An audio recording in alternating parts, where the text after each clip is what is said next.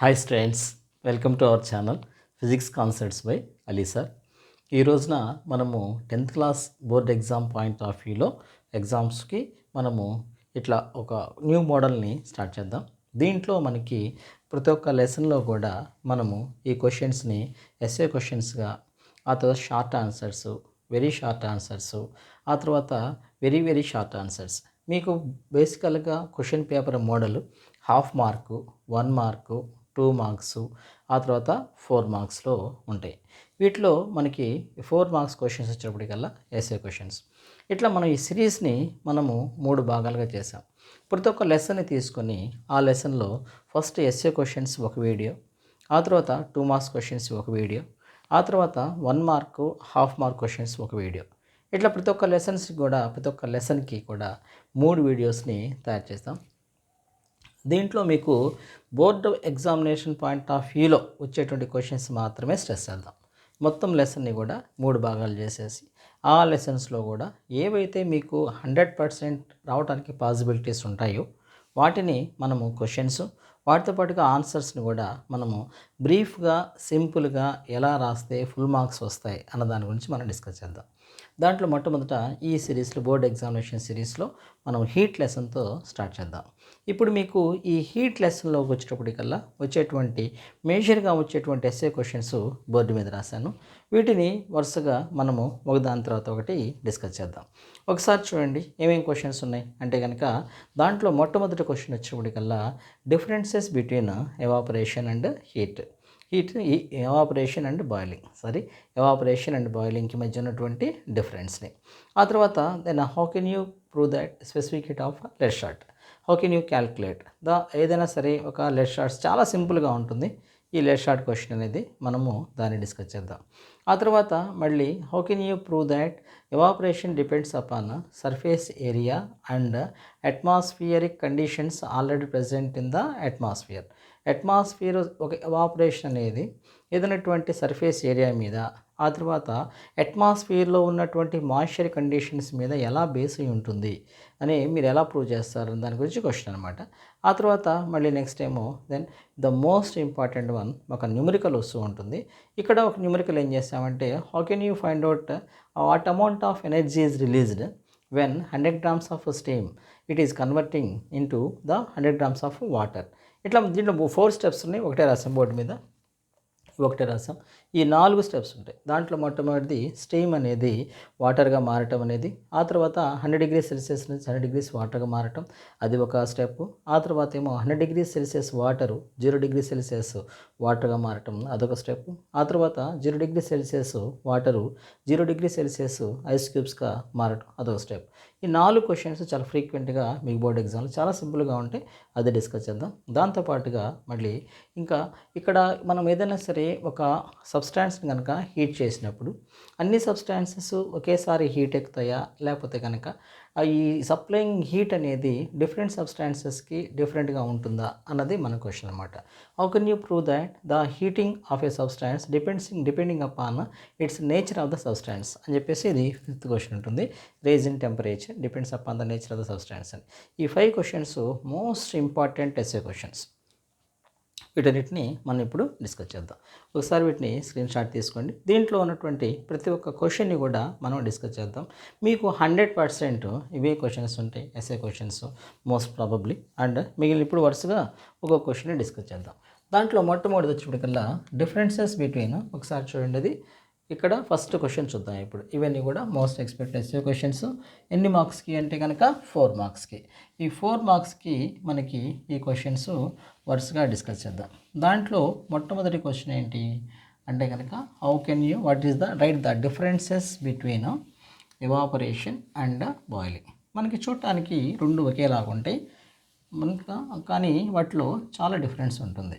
ఆ డిఫరెన్స్ని మనం ఎగ్జామ్లో చాలా ఫ్రీక్వెంట్గా 4 మార్క్స్ కొడుతున్నారు. ఇది మీరు ఈజీగా 4 మార్క్స్ని గ్రాప్ చేసుకోవచ్చు. దానికోసం ఏం చేయాలంటే బాగా గుర్తుపెట్టుకోండి, ఎప్పుడైనా సరే డిఫరెన్సెస్ అడిగినప్పుడు దాన్ని ఒక ట్యాబులర్ ఫామ్లో రాసుకోవాలి. ట్యాబులర్ ఫామ్ అంటే కనుక ఒక టేబుల్ రాయాలి. సో మొట్టమొదట ఇటువైపు ఏమో ఎవాపరేషన్ రాద్దాం,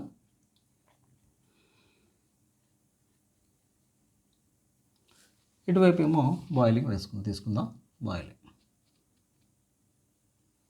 ఆ తర్వాత దీన్ని టేబుల్ లాగా ఎట్లా డ్రా చేయండి. టేబుల్ లాగా డ్రా చేసిన తర్వాత ఇట్లా మనకు వస్తే టేబుల్. సో ఇప్పుడు మనం వరుసగా ఈ క్వశ్చన్స్ని డిస్కస్ చేద్దాం. ఇక్కడ మీరు ఎప్పుడైనా సరే 4 మార్క్స్ క్వశ్చన్ కానీ 2 మార్క్స్ క్వశ్చన్ కానీ అదర్ దాన్ డెఫినేషన్ ఏ క్వశ్చన్ అయినా సరే బోర్డు పాయింట్ ఆఫ్ వ్యూలో పాయింట్స్ వైజ్గా రాయాలి. ఎందుకు అంటే మీ పేపర్స్ని కరెక్ట్ చేయడానికి గవర్నమెంట్ ఇచ్చేటువంటి ప్రిన్సిపల్స్ ఆఫ్ ఇవాల్యుయేషన్లో ఇట్లా ఒక స్టేట్మెంట్ ఉంటుంది. For every point award 1 mark అని, లేకపోతే కనుక for every point half mark అని ఉంటుంది. అంటే ఏంటి, మీరు రాసేటువంటి ఆన్సర్స్ అన్నీ కూడా పాయింట్స్ వైజ్గా క్యాలిక్యులేట్ చేస్తుంటారు. అందువల్ల ఏంటంటే ఇన్ని పాయింట్స్కి ఇన్ని మార్కులు అని ఉంటుంది. ఒక పాయింట్ 1 మార్క్ అంటే 4 పాయింట్స్ రాస్తే 4 మార్క్స్ అలా ఉంటుంది. జనరల్గా మనకి డిపెండింగ్ క్వశ్చన్ యొక్క నేచర్ని బట్టి దాంట్లో కొన్ని 4 పాయింట్స్ రావచ్చు, కొన్ని ఏమో 8 పాయింట్స్ రావచ్చు. సో మీకు ఏంటంటే మినిమం ప్రతి ఒక్క క్వశ్చన్కి కూడా దగ్గరగా ఒక 6 పాయింట్స్ వరకు నేర్చుకోండి. అప్పుడు బోర్డ్ ఎగ్జామ్లో మీరు ఎక్స్ట్రా రాయటం వల్ల అడ్వాంటేజే ఉంటుంది. 4 పాయింట్స్ యాక్చువల్గా 4 పాయింట్స్ సరిపోతుంది, కానీ మీరు ఇక్కడ 6 పాయింట్స్ నేర్చుకుంటే ఒకవేళ ఎగ్జామినేషన్ హాల్కి వెళ్ళినప్పుడు ఏమైనా టెన్షన్ వల్ల ఒక 2 పాయింట్ 2 పాయింట్స్ మిస్ అయినా కూడా 4 పాయింట్స్ ప్రజెంట్ చేస్తారు. అలా కాకుండా మీరు 4 పాయింట్స్ నేర్చుకుని వెళ్తే బోర్డు ఎగ్జామ్లోకి వెళ్ళిన తర్వాత అప్పుడు 2 పాయింట్స్ 3 పాయింట్స్ రాస్తే మార్కులు తగ్గిపోతాయి. అందువల్ల ఏం చేస్తారంటే 6 పాయింట్స్ నేర్చుకోండి, కంపల్సరీగా ఈజీగానే ఉంటుంది. ఎప్పుడైనా సరే ఎవాపరేషన్ ఇట్లా ఏదైనా ఒక డిఫరెన్స్ రాయమన్నప్పుడు అప్పుడు ఫస్ట్ ఏం రాయాలంటే డెఫినేషన్ రాయాలి. సో ఇది ఒక యూసేజ్కి రాసుకోండి. ఎవాపరేషన్ డెఫినేషన్ ఏంటి, the process of changing liquid state into gaseous state at any temperature is evaporation. Evaporation boiling రెండు ఒకటే, దాంట్లో డిఫరెన్స్ ఏంటి, ఇదేమో ఇది కూడా డెఫినేషన్ రాసిన తర్వాత అప్పుడు వెళ్ళి చేద్దాం. The process of changing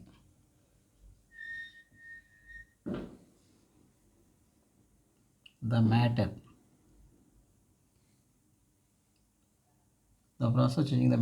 from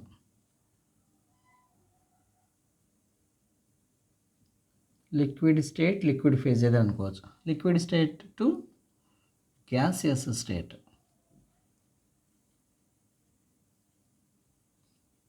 at a constant temperature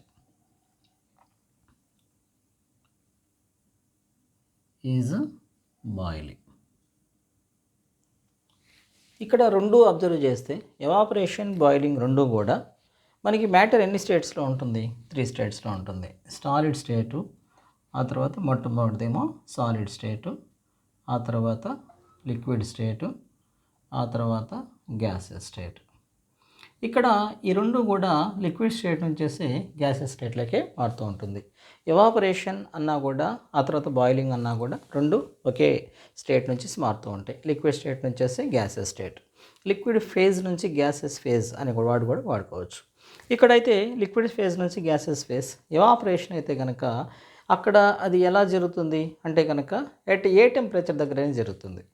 అక్కడ టెంపరేచర్ ఉండొచ్చు, టెంపరేచర్ ఉండకపోవచ్చు, కొన్ని అట్మాస్ఫియరిక్ కండిషన్స్ వల్ల అది లిక్విడ్ స్టేట్ నుంచి గ్యాసెస్ స్టేట్గా మారుతుంది. సో ఎట్ ఎనీ టెంపరేచర్ ఇట్లా రాసినప్పుడు ఏం చేస్తారంటే ఇట్లా దీన్ని హైలైట్ చేయండి, పెన్సిల్తో దాన్ని అండర్లైన్ చేయండి. పెన్సిల్తో కానీ లేకపోతే కనుక పెన్తో కానీ అండర్లైన్ చేయండి. ఇక్కడ కాన్స్టెంట్ టెంపరేచర్ అనేదాన్ని కూడా అండర్లైన్ చేయండి. సో ఇట్లా హైలైట్ చేసినప్పుడు ఏమవుతుందంటే పేపర్స్ ఇవాల్యుయేట్ చేసేటప్పుడు మీ పేపర్కి ఒక పాజిటివ్ అప్రోచ్ ఉంటుంది. అందువల్ల ఏమవుతుందంటే మీకు ఫుల్ మార్క్స్ రావడానికి పాసిబిలిటీస్ ఉంటాయి. సో ఆ విధంగా రాసిన తర్వాత ఇక్కడేంటి ఎవాపరేషన్ అయితే కనుక ఏ టెంపరేచర్ అయినా దగ్గరైనా జరుగుతుంది. అదే బాయిలింగ్ అయితే కనుక ఒక కాన్స్టెంట్ టెంపరేచర్ దగ్గర మాత్రమే జరుగుతూ ఉంటుంది. ఫర్ ఎగ్జాంపుల్ అది మారుతూ ఉంటుంది స్టేట్ని బట్టి, మ్యాటర్ని ఏదైనా సరే లిక్విడ్ని బట్టి మారుతూ ఉంటుంది. ఫర్ ఎగ్జాంపుల్ వాటర్ తీసుకున్నాం, వాటరు 100 డిగ్రీ సెల్సియస్ దగ్గర బాయిల్ అవుతుంది. అదే కనుక మనము ఆల్కహాల్ తీసుకుంటే కనుక అది 78.3 డిగ్రీ సెల్సియస్ దగ్గర అది ఎవాపరేట్ అవుతుంది. ఇట్లా మారిపోతూ ఉంటుంది. అది ఒక కాన్స్టెంట్ టెంపరేచర్ దగ్గర. కానీ ఇక్కడ వాటర్ అనేది కానీ అది లేకపోతే కనుక ఎవాపరేషన్ అంటే అదే టెంపరేచర్ దగ్గర జరగవచ్చు అనమాట. ఆ తర్వాత ఈ ఎవాపరేషన్ అనేది ఎక్కడ జరుగుతుంది అంటే కనుక మనం ఏదైనా సరే ఒక బౌల్ తీసుకుందాం. ఒక బౌల్ తీసుకుని ఆ బౌల్లో మనం కనుక వాటర్ ఇట్లా పోసామనుకోండి. So it is a liquid అనుకోండి. సో జనరల్గా ఇక్కడ ఉన్నటువంటి మాలిక్యూల్స్ ఇట్లా అట్మాస్ఫియర్లోకి అవి ఎస్కేప్ అవుతూ ఉంటాయి. అంటే ఏంటి, ఇక్కడ ఇంకో మాలిక్యూల్ ఉందనుకోండి, ఈ మాలిక్యూల్ ఎస్కేప్ కాదు, ఈ మాలిక్యూల్ మాత్రమే ఎస్కేప్ అవుతుంది. ఈ మాలిక్యూల్ ఎక్కడుంది అంటే కనుక సర్ఫేస్ దగ్గర ఉంది. అందువల్ల మనం ఏమైనా రాసుకోవాలి ఇక్కడ, evaporation it takes place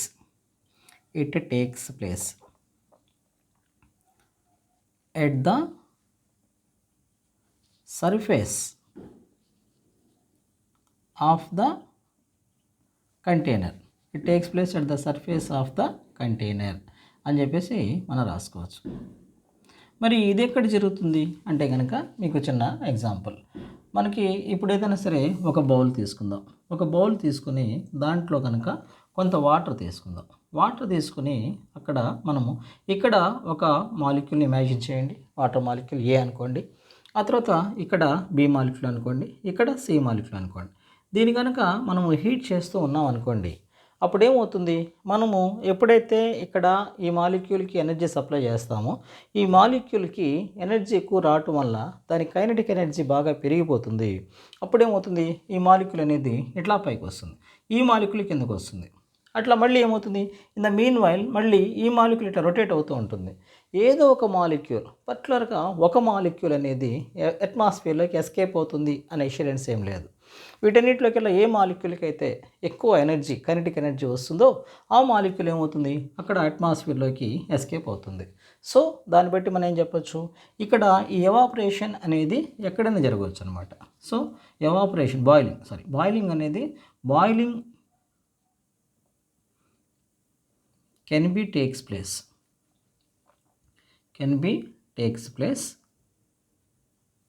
at any part of the liquid. So ఈ ఎనీ పార్ట్ ఆఫ్ లిక్విడ్లో ఉన్నటువంటి బాయిలింగ్ చేస్తున్నటువంటి లిక్విడ్లో అది బాటంలో జరగవచ్చు, లేకపోతే కనుక మిడిల్ ఆఫ్ ద లిక్విడ్ జరగవచ్చు, మిడిల్ ఆఫ్ ద కంటైనర్ జరగవచ్చు, లేకపోతే కనుక సర్ఫేస్లో కూడా. దేనికైతే కైనెటిక్ ఎనర్జీ ఎక్కువగా ఉంటుందో ఆ మాలిక్యూల్ అనేది జనరల్గా ఎర్త్ అట్మాస్ఫియర్లోకి ఎస్కేప్ అవుతూ ఉంటుంది. సో ఇక్కడ మళ్ళీ మనం దీనికి ఏం తీసుకోవాలి అంటే కనుక ఇది సర్ఫేస్ ఫినామినా, ఇది ఇట్లా మనకి ఎవాపరేషన్ జరుగుతూ ఉన్నప్పుడు ఆ లిక్విడ్ మనకి ఏమవుతుంది, ఇది సర్ఫేస్ ఫినామినా అని చెప్పేసి అనుకున్నాం. అందువల్ల దీన్ని ఏమనుకోవచ్చు అంటే, ఇంకా క్లియర్గా చెప్పాలనుకుంటే it is a surface phenomena. దీన్ని ఏమనుకోవాలి, it is a surface phenomena.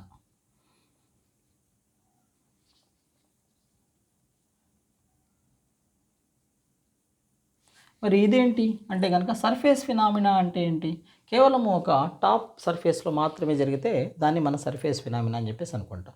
మరి ఇది ఎక్కడ జరుగుతుంది, ఎక్కడైనా జరగవచ్చు. అందువల్ల దీన్ని ఏమనుకుంటాం, it is a bulk phenomena అని చెప్పేసి అనుకోవచ్చు. It is a bulk phenomena.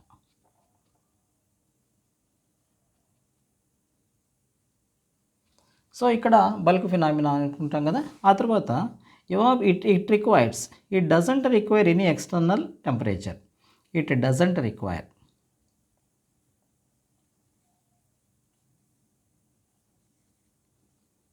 any external temperature. అంటే మనకి ఇవాపరేషన్ జరగాలి అంటే మనకి ఎక్స్టర్నల్ టెంపరేచర్ ఏం అవసరం ఉండదు. ఒక బౌల్ తీసుకుందాం.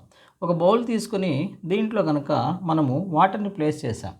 వాటర్ని ప్లేస్ చేసి మనం ఓపెన్ ప్లేస్లో పెట్టిన తర్వాత మనం ఒక 2-3 అవర్స్ తర్వాత చూస్తే కనుక దీంట్లో ఈ బౌల్లో ఉన్నటువంటి వాటర్ మొత్తం కూడా అది ఎంప్టీ అయిపోతుంది. ఆ బౌల్ అక్కడ మనం ఎటువంటి హీట్ సప్లై చేయలేదు. అక్కడ లిక్విడ్ ఏమైంది, దానంతటా అది ఎవాపరేట్ అయిపోయింది. So it doesn't require any external temperature to change it's phase. ఆ ఫేజ్ లిక్విడ్ ఫేజ్ నుంచి గ్యాసెస్ ఫేజ్లోకి వెళ్ళాలి అంటే దానికి ఎటువంటి ఎక్స్టర్నల్ టెంపరేచర్ అవసరం లేదు. మరి what about this one, it require an external temperature. It require an external temperature. దీనికి ఏమవుతుందంటే ఎక్స్టర్నల్ టెంపరేచర్ అనేది అవసరం అవుతుంది.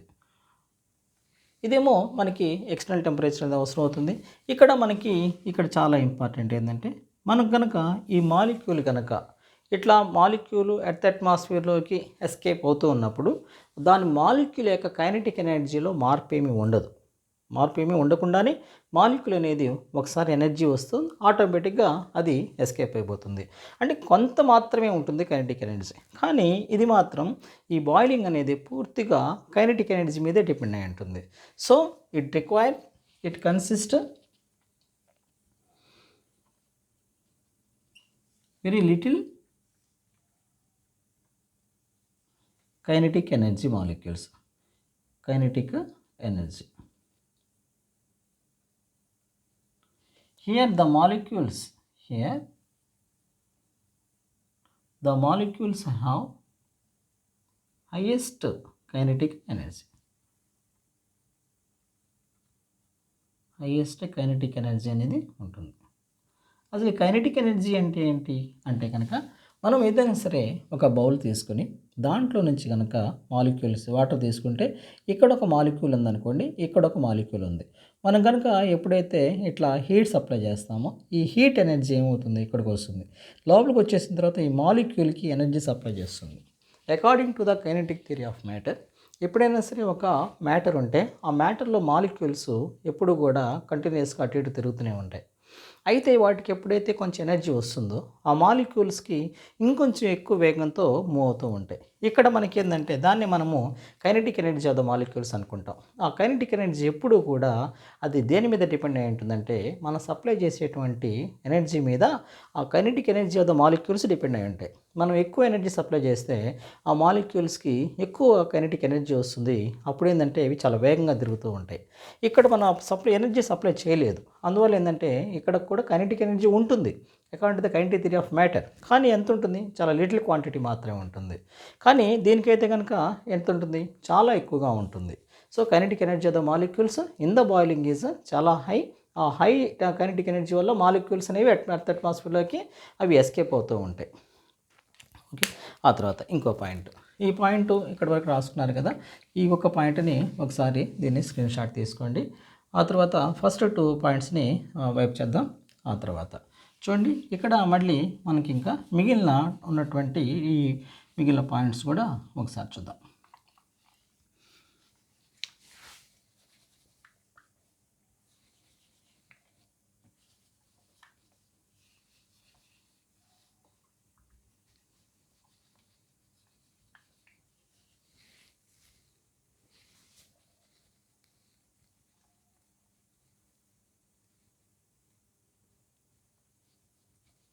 సో నెక్స్ట్ వన్ ఇదేంటంటే మనకి ఇంకా నెక్స్ట్ మిగిలిన పాయింట్స్ కూడా చూద్దాం.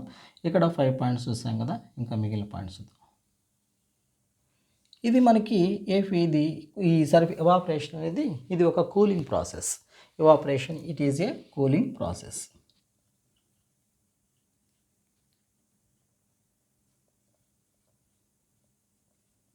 అంటే ఏంటి, ఎవాపరేషన్ జరుగుతూ ఉన్నప్పుడు అక్కడ ఉన్నటువంటి ఆ సిస్టమ్ ఏమవుతుంది, కూల్ అయిపోతుంది. దాంట్లో పాటు లిక్విడ్ కూడా కూల్ అయిపోతుంది. ఎప్పుడైనా సరే ఒక వాటర్ కనుక తీసుకున్నప్పుడు, ఒక బౌల్లో వాటర్ తీసుకున్నప్పుడు దాంట్లోంచి కనుక మాలిక్యూల్స్ ఎవాపరేట్ అయిపోతే ఆ మాలిక్యూల్ కూల్ అయిపోతుంది.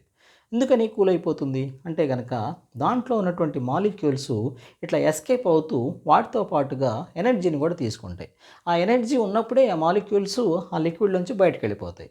అప్పుడేమవుతుంది, ఇక్కడ ఉన్నటువంటి లిక్విడ్లోంచి ఎనర్జీ బయటకు వెళ్ళిపోతే ఇక్కడ ఉన్నటువంటి లిక్విడ్లో ఏముంటుంది, టెంపరేచర్ ఏమి ఎనర్జీ ఉండదు. అందువల్ల ఏమవుతుంది, ఆటోమేటిక్గా అక్కడ ఉన్నటువంటి లిక్విడ్ కూల్ అయిపోతుంది. బెస్ట్ ఎగ్జాంపుల్ ఏంటంటే మనం ఒక పాట్లో వాటర్ తీసుకున్నప్పుడు ఆ పాట్లో ఉన్నటువంటి వాటరు ఎందుకని కూల్గా ఉంటుంది అంటే కనుక దాంట్లో నుంచి ఆ పాట్లో ఉన్నటువంటి పోరస్ అంటే టైనీ హోల్స్, ఆ టైనీ హోల్స్లో వచ్చేసి వాటర్ ఎవాపరేట్ అయిపోతుంటుంది. ఆ ఎవాపరేట్ అవుతున్నప్పుడు దాంట్లోంచి ఎనర్జీ అనేది మాలిక్యూల్స్ ఎర్త్ అట్మాస్ఫియర్లోకి వెళ్ళిపోతాయి. అందువల్ల ఏమవుతుందంటే పాట్లో ఉన్న వాటర్ కూల్ అవుతూ ఉంటుంది. ఓకేనా, ఇదొక ఎగ్జాంపుల్. మరి ఇక్కడ బాయిలింగ్లో ఉన్నప్పుడు ఏమవుతుంది, మనం హీట్ సప్లై చేస్తాం కాబట్టి ఆ వాటర్ ఏమవుతుంది, అవి బాగా హీట్ ఎక్కుతాయి. సో ఇక్కడ ఏం రాయాలి, here the liquid starts getting heating, starts getting warm. అంటే ఆ సిస్టమ్ ఏమవుతుంది అంటే కనుక అది సిస్టమ్ బాగా హీట్ అయిపోతుంది, ఎందుకంటే మనం ఎక్స్టర్నల్ ఎనర్జీ సప్లై చేస్తున్నాం కాబట్టి. ఇంకో పాయింట్ తీసుకుందాం. ఈ ఎవాపరేషన్ అనేది ఏ ఫ్యాక్టర్స్ మీద డిపెండ్ అయి ఉంటుంది అంటే కనుక ఇక్కడ it depends on first one surface area,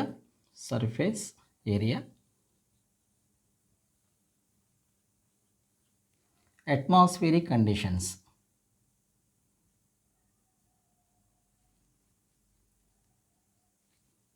ఇక్కడ అర్థం సరిపట్లేదు, అట్మాస్ఫియరిక్ కండిషన్స్. అట్మాస్ఫియరిక్ కండిషన్స్ అంటే లైక్ హ్యూమిడిటీ. ఆ తర్వాత మళ్ళీ ఇంకా దేని మీద డిపెండ్ అయి ఉంటుంది, ఆ తర్వాత ఇది ఇంకా విండ్ స్పీడ్. సర్ఫేస్ ఏరియా మీద, అట్మాస్ఫియరిక్ కండిషన్స్, హ్యూమిడిటీ మీద, ఆ తర్వాత విండ్ స్పీడ్ మీద, ఇవన్నీ కూడా ఈ రెండు ఎక్కువగా ఉంటే అప్పుడు ఆటోమేటిక్గా ఎవాపరేషన్ ఎక్కువగా జరుగుతూ ఉంటుంది. విండ్ స్పీడ్ ఈ రెండు ఇది ఎక్కువగా ఉంటే కనుక సర్ఫేస్ ఏరియా, విండ్ స్పీడ్ ఎక్కువగా ఉంటే ఎవాపరేషన్ ఎక్కువగా జరుగుతుంది. ఎర్త్ అట్మాస్ఫియర్లో మోర్ హ్యూమిడిటీ ఉంటే కనుక అప్పుడు ఎవాపరేషన్ తక్కువగా జరుగుతుంది. మరి ఇక్కడ ఇది దేని మీద డిపెండ్ అయి ఉంటుంది, it depends upon the external, it depends on external energy. So మనము ఈ విధంగా మనకి ఎవాపరేషన్, బాయిలింగ్ డిఫరెన్సెస్ని మనం తీసుకోవచ్చు. సో ఇక్కడ మొత్తము 7 పాయింట్స్ రాసాం బోర్డు మీద. ఈ 7 పాయింట్స్ ఏం చేస్తారంటే ఒకసారి 7 పాయింట్స్ని బ్రీఫ్గా చూడండి. ఆ తర్వాత ఏం చేస్తారంటే ఈ 7 పాయింట్స్ని బాగా సింప్లెస్ట్ వేలో మనం డిస్కస్ చేసాం. వాటిని మీరు బాగా మెమరైజ్ చేయాల్సిన అవసరం కూడా లేదు, ఒకసారి చూస్తే సరిపోతుంది. సో ఈ 7 పాయింట్స్ని జాగ్రత్తగా చూడండి. ఇప్పుడు నెక్స్ట్ క్వశ్చన్ చూద్దాం మనం. ఇప్పుడు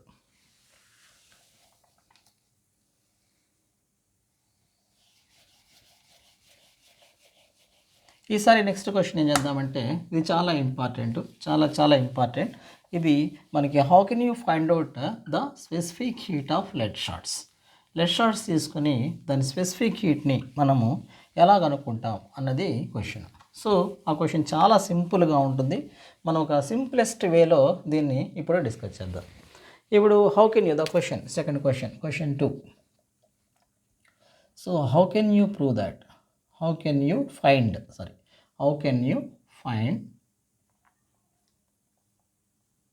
the specific heat of lead shots?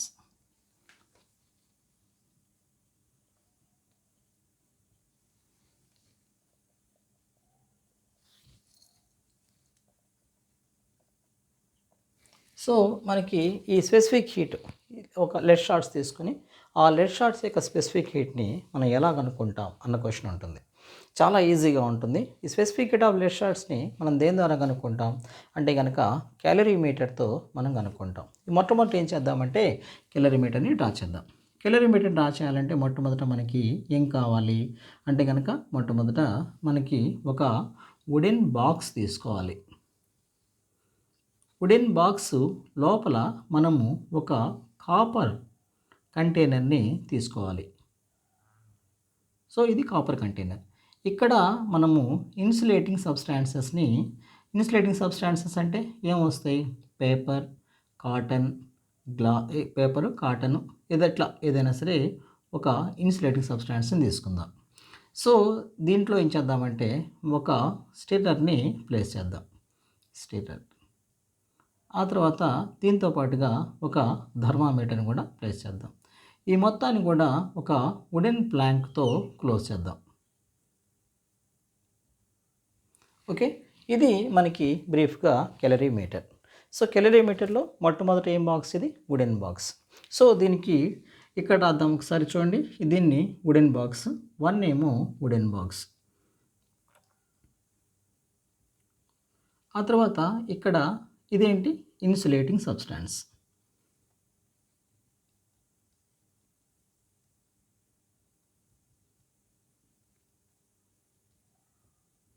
Paper, cotton ఇట్లా ఏదైనా తీసుకోవచ్చు. ఆ తర్వాత ఇదేంటి కాపర్ కంటైనర్.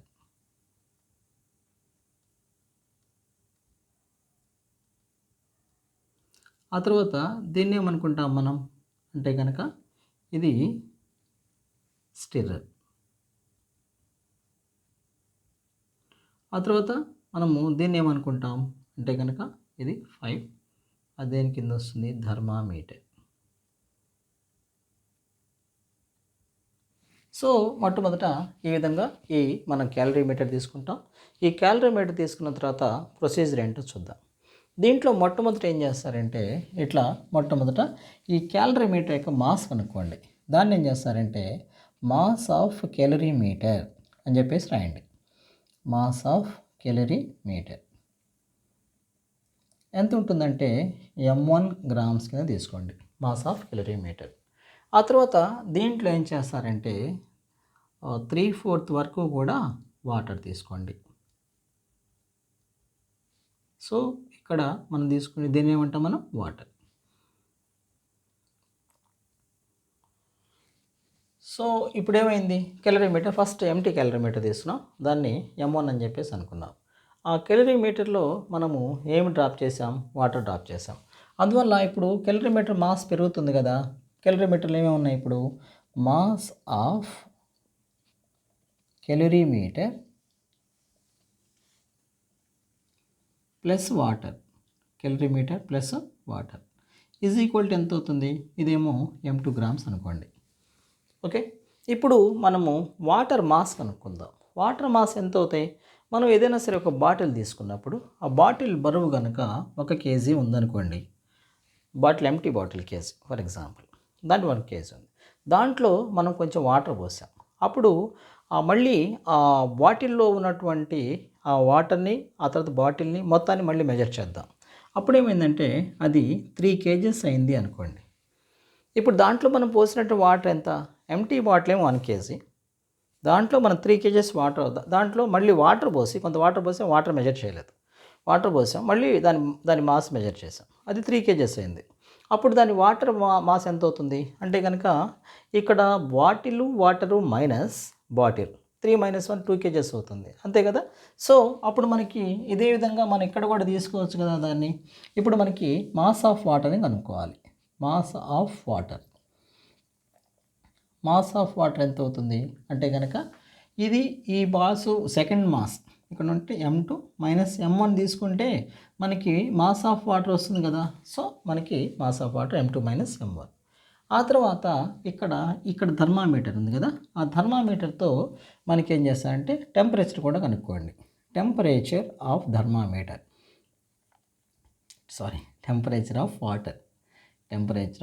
వాటర్ దాన్నేమో T1 డిగ్రీ C అని చెప్పేసి అనుకోండి. ఓకే, ఆ తర్వాత ఏం చేద్దాం అంటే కనుక ఇక్కడ ఇది ఒక ఫస్ట్ ఫేజ్ అయిపోతుంది. ఆ తర్వాత ఇంకో ఫేజ్, సెకండ్ ఫేజ్లో ఏం చేయాలంటే ఏదైనా సరే ఒక మెటల్ బౌల్ తీసుకోండి. మెటల్ బౌల్ తీసుకొని మనము స్పెసిఫిక్ హీటు ఏ లెడ్ షార్ట్స్ అయితే కనుక్కోవాలో ఆ లెడ్ షార్ట్స్ని ఏం చేస్తారంటే ఈ బౌల్లో మొట్టమొదట వాటర్ తీసుకొని ఆ బౌల్లో ఆ స్పెసిఫిక్ హీట్, ఫర్ ఎగ్జాంపుల్ ఇట్లా మనకి 2 లెడ్ షార్ట్స్ ఉన్నాయి అనుకోండి, ఆ లెడ్ షార్ట్స్ యొక్క స్పెసిఫిక్ హీట్ కనుక్కోవాలి.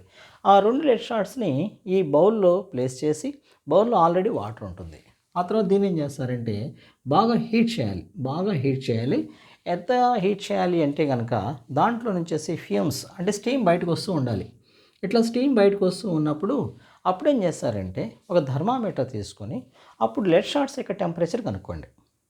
ఓకే, ఇప్పుడు మనకేమొస్తుంది temperature of lead shots. So temperature of lead shots, ఈ లెడ్ షార్ట్స్ టెంపరేచర్ ఎంత అవుతుంది అంటే కనుక దాన్ని T2 డిగ్రీ సెల్సియస్ అని చెప్పేసి అనుకోండి. ఓకేనా, ఎప్పుడు తీసుకుంటాం ఒక లెడ్ షార్ట్స్, దేనైతే లెడ్ షార్ట్స్ మనము దాని మాస్ కనుక్కోవాలో, దాని టెంపరేచర్ కనుక్కోవాలి, లెడ్ షార్ట్స్ స్పెసిఫిక్ హీట్ కనుక్కోవాలో వాటిని దీంట్లో ఒక బౌల్లో వేసి ఆ బౌల్లో వాటర్ ఉంటాయి, దాన్ని బాగా హీట్ చేసి స్టీమ్ వస్తున్నప్పుడు వాటికి టెంపరేచర్ కనుక్కోండి రిలేటివ్, అది T2 డిగ్రీ సెల్సియస్. ఆ తర్వాత 4 స్టెప్స్ తీసుకోండి. 4 స్టెప్స్ అంటే కనుక మనము ఇట్లా వీటిని డైరెక్ట్గా ఇట్లా క్యాచ్ చేయకుండా 4 స్టెప్స్ తీసుకొని వాటిని జాగ్రత్తగా దీంట్లోకి ట్రాన్స్ఫర్ చేయాలి. ఓకేనా? ఇట్లా ట్రాన్స్ఫర్ చేసినప్పుడు ఆ హాట్ బాగా వేడిగా ఉన్న లెడ్ షార్ట్స్ని మనం ఇక్కడ డ్రాప్ చేస్తాం. సో అప్పుడు ఏమవుతుంది, ఇక్కడ కెలరీమీటర్లో 2 చేంజెస్ వస్తాయి. దాంట్లో మొదటి చేంజ్ ఏంటి అంటే కనుక దాని మాస్ పెరుగుతుంది. సో ఆ మాస్ రాద్దాం మొట్టమొదట. ఇప్పుడు కెలరీమీటర్లో ఏమేమి ఉన్నాయి, mass of calorimeter plus water plus lead shots. దాన్ని ఏమనుకుందాం మనం, M3 గ్రామ్స్ అని చెప్పేసి అనుకుందాం. ఈ మొత్తం ఇప్పటి వరకు కెలరీమీటర్లో ఉన్నటువంటి అన్ని సబ్స్టాన్సెస్. ఇప్పుడు మనం ఏం అనుకుందాం, మాస్ ఆఫ్ లెడ్ షార్ట్స్ని తీసుకుందాం. Mass of lead shots. Mass of lead shots తీసుకుంటే ఈ మొత్తం కలిసేసి మనకి ఎంత ఉంది, M3 ఉంది. సో మనం కేవలం లెడ్ షార్ట్స్ మాస్ మాత్రమే కనుక్కోవాలి. అందువల్ల లెడ్ షార్ట్స్ని దేంతో సబ్ట్రాక్ట్ చేయొచ్చు, ఇక్కడ M2తో. ఇక్కడ mass of calorimeter plus water cancel అయిపోతే మైనస్ చేస్తే ఇక్కడ లెడ్ షార్ట్స్ మాత్రమే మిగులుతాయి. అందువల్ల M3 మైనస్ M2 అనేది తీసుకోవచ్చు మనం. M3 మైనస్ M2 గ్రామ్స్ అని తీసుకోవచ్చు. ఇది ఒక చేంజ్, మాస్ పెరుగుతుంది. ఇంకా ఏం చేంజెస్ జరుగుతాయి, ఇక్కడ మనకి టెంపరేచర్ చాలా హెవీగా ఉంది, అవునా? లెడ్ షార్ట్స్ టెంపరేచరు చాలా హెవీగా ఉంటుంది. ఎందుకని, స్టీమ్స్ కూడా వస్తూ ఉంటాయి కదా, అందువల్ల. అప్పుడు అక్కడ ఉన్నటువంటి బాగా బాయిలింగ్ లెడ్ షార్ట్స్ని, బాగా టెంపరేచర్ హెవీగా ఉన్నటువంటి లెడ్ షార్ట్స్ని మనము ఇక్కడ ఉన్నటువంటి వాటర్లో డ్రాప్ చేస్తాం. అప్పుడు ఏమవుతుంది, 2 చేంజెస్ జరుగుతాయి. ఏంటా చేంజెస్, నెంబర్ 1, లెడ్ షార్ట్స్ ఏమో తన దగ్గర ఉన్నటువంటి టెంపరేచర్ని కొంచెం లూజ్ చేసుకుంటుంది. అక్కడ ఉన్నటువంటి వాటర్, దాంతోపాటుగా కంటైనర్, రెండింటికి కూడా టెంపరేచర్ అనేది పెరుగుతుంది. ఎందుకని, ఇక్కడ ఉన్నటువంటి టెంపరేచర్ తక్కువ కదా, ఇక్కడ ఉన్నటువంటి టెంపరేచర్ వాటర్ టెంపరేచరు, ఆ తర్వాత ఇక్కడ కెలరీమీటర్ టెంపరేచరు మనము ఈ బాయిలింగ్ లెడ్ షార్ట్స్ టెంపరేచర్తో పోల్చుకుంటే తక్కువగా ఉంటాయి.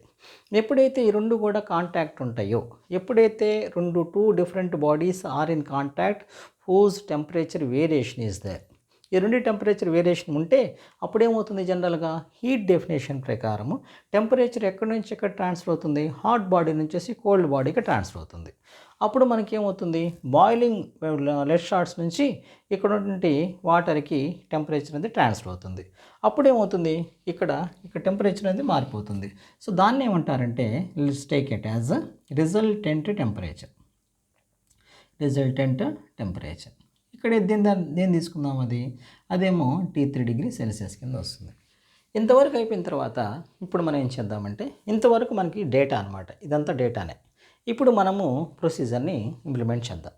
According to the principle of methods of mixture, heat lost by hot bodies is equal to heat gained by cold bodies. And so మనం ఇప్పుడు ఏం రాసుకోవాలి, according to the principle of according to the principle of methods of mixture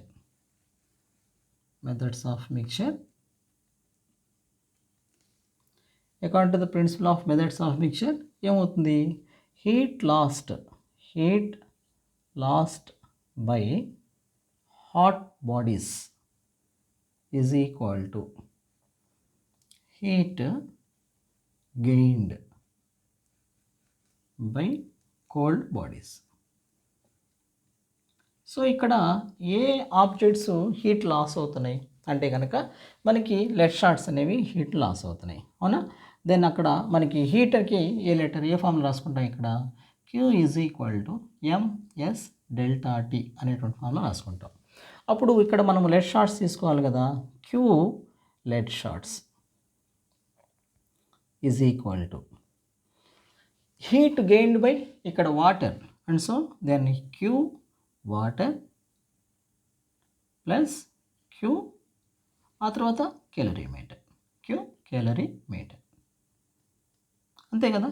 ఇక్కడ మనకి ఈ lead షార్ట్స్ని heat lose అయినప్పుడు అక్కడ water టెంపరేచర్ని అబ్జార్బ్ చేసుకుంటుంది, ఈవెన్ కెలరీమీటర్ కూడా అబ్జార్బ్ చేసుకుంటుంది. సో మనం ఇక్కడ ఏ ఫార్ములా రాసుకోవాలనుకున్నాం, Q is equal to MS delta T. Q lead shots, heat lead shots అంటే మొట్టమొదటి ఏం తీసుకోవాలి, mass of lead shots. Lead shots mass ఎంత, ఈ మొత్తానికి ఇక్కడ కూడా ఇదే ఫార్ములా అప్లై చేస్తాం. So heat lost by the lead shots. Mass of lead shots మనకి ఎక్కడ ఉంది? ఇక్కడ మాస్ ఆఫ్ లెడ్ షార్ట్స్ ఎంత ఉంది? అది m3 minus m2, m3 minus m2. ఆ తర్వాత ఇక్కడ మనము ఎస్ అంటే స్పెసిఫిక్ హీట్ ఆఫ్ ఏంటది? లెడ్ షార్ట్స్ది. అందువల్ల SL అని చెప్పేసి రాసుకుంటాం. ఆ తర్వాత delta T change in temperature of lead shots. So lead షార్ట్స్కి అసోసియేట్ అయిన టెంపరేచర్స్ ఏంటి? మనకి మొత్తం 3 టెంపరేచర్స్ ఉన్నాయి. ఫస్ట్ టెంపరేచర్ ఏమో వాటర్ టెంపరేచర్. అప్పుడు మనకి ఎటువంటి టెంపరేచరు? ఆ వాటర్లో మనం ఎటువంటి హీటింగ్ అని ఏం లేదు, నార్మల్ టెంపరేచర్ ఉంది అది. ఆ తర్వాత సెకండ్ టెంపరేచర్ ఏంటి? Lead shots temperature, boiling temperature. మూడో టెంపరేచర్ ఏంటి? Resultant temperature. అంటే ఇప్పుడు లెడ్ షార్ట్స్కి సంబంధించిన టెంపరేచర్స్ ఏంటి? T2 and T3. ఈ రెండింటిలో దేనికి ఎక్కువ టెంపరేచర్ ఉంటుంది? T2కి ఎక్కువ టెంపరేచర్ ఉంటుంది, ఎందుకంటే అది బాయిలింగ్ టెంపరేచర్ కదా. అందువల్ల మనం ఇక్కడ ఏం రాసుకోవాలి? T2 మైనస్ T3 అని చెప్పేసి రాసుకుందాం. దిస్ ఈజ్ ఈక్వల్ టు దాని తర్వాత స్పెసిఫిక్ హీట్. ఇక్కడ Q వాటర్ యొక్క టెంపరేచర్ హీట్ ఎంత? Heat is equal to that MS delta T. దాంట్లో మొట్టమొదటి ఏం తీసుకుందాం? మాస్ ఆఫ్ వాటర్ ఎంత ఉంది? ఇక్కడ చూడండి, మాస్ ఆఫ్ వాటర్. ఇక్కడ మీకు కావాల్సిన డేటా మొత్తం కూడా ఇక్కడే ఉంటుంది. సో దాన్ని ఏమంటాం మనం? m2 minus m1. ఆ తర్వాత నెక్స్ట్ ఏ ఫార్ములా? ఏ లెటర్ రాసుకోవాలి? Specific heat of water. దాంట్లో స్పెసిఫిక్ హీట్లో ఫస్ట్ లెటర్ ఏంటి? S. ఆ తర్వాత నెక్స్ట్ వాటర్లో ఫస్ట్ లెటర్ W, అందువల్ల SW అని చెప్పేసి రాసుకుందాం. ఓకే. ఆ తర్వాత ఇక్కడ change in temperature of water టెంపరేచర్లో చేంజెస్. వాటర్కి సంబంధించిన టెంపరేచర్స్ ఏమేమి ఉన్నాయి? వెరీ బిగినింగ్లో ఉన్నటువంటి T1, ఆ తర్వాత ఈ లెడ్ షార్ట్స్ని డ్రాప్ చేసినప్పుడు దాని resultant temperature. So T1, T3. దీంట్లో ఏది ఎక్కువగా ఉంటుంది? T1 అనేది నార్మల్ టెంపరేచర్, T3 అనేది కొంచెం ఎక్కువ టెంపరేచర్. ఎందుకని? లెడ్ షార్ట్స్ ద్వారా దానికి టెంపరేచర్ వచ్చింది కాబట్టి. సో అప్పుడు మనము T3 మైనస్ T1 అని చెప్పేసి రాసుకుంటాం. T3 minus T1 plus. ఆ తర్వాత లాస్ట్ది హీట్ ఆఫ్ కెలరీమీటర్ హీట్ మనకి ఏ ఫామ్లో రాసుకుంటాం? ఇదే ఫామ్లో రాసుకుంటాం, MS delta T. Mass of ఏంటది? కెలరీమీటర్. ఎంత కెలరీమీటర్ మాస్? m1. సో ఇక్కడ m1. ఆ తర్వాత S అంటే కనుక specific heat of lead shots. So దాన్ని ఏమని రాసుకుంటాం? Specific heat of lead shots, దాన్ని SC అని చెప్పేసి అనుకుంటాం. ఆ తర్వాత చేంజ్ ఇన్ టెంపరేచర్ అంటే మనకి వాటర్ టెంపరేచర్లో ఎంతైతే చేంజ్ ఉంటుందో కెలరీమీటర్లో కూడా అంతే ఉంటుంది. అందువల్ల దాన్ని ఏం చేస్తాం? T3 మైనస్ T1 అని చెప్పేసి రాసుకుంటాం. ఆ తర్వాత ఈ మొత్తంలో నుంచేసి డైరెక్ట్గా SLని ఇక్కడ పెట్టేసి ఈ రెండింటిని అటు తీసుకెళ్ళచ్చు. లేకపోతే కనుక దీంట్లో ఉన్నటువంటి ఈ కామన్గా ఉన్నటువంటి T3 మైనస్ T1 కూడా తీసుకుందాం. ఈ రెండింటిలో కూడా కామన్గా ఏముంది? ఇక్కడ T3 మైనస్ T1 ఉంది, ఇక్కడ T3 మైనస్ T1 ఉంది. సో మనము T3 మైనస్ T1ని కామన్గా తీసుకుందాం. అప్పుడు ఇక్కడ ఇంకేం మిగులుతుంది? m2 మైనస్ m1 ఇంటూ ఇక్కడ SW ప్లస్ m1 SC అని చెప్పేసి ఉంటుంది. ఈ మొత్తంలో మనకి T3 మైనస్ T1 బయటకు వచ్చేసింది. మనకు కావాల్సిన specific heat of lead shots. అందువల్ల ఏం చేస్తారు? Specific heat of lead shots is equal to ఈ మొత్తం బై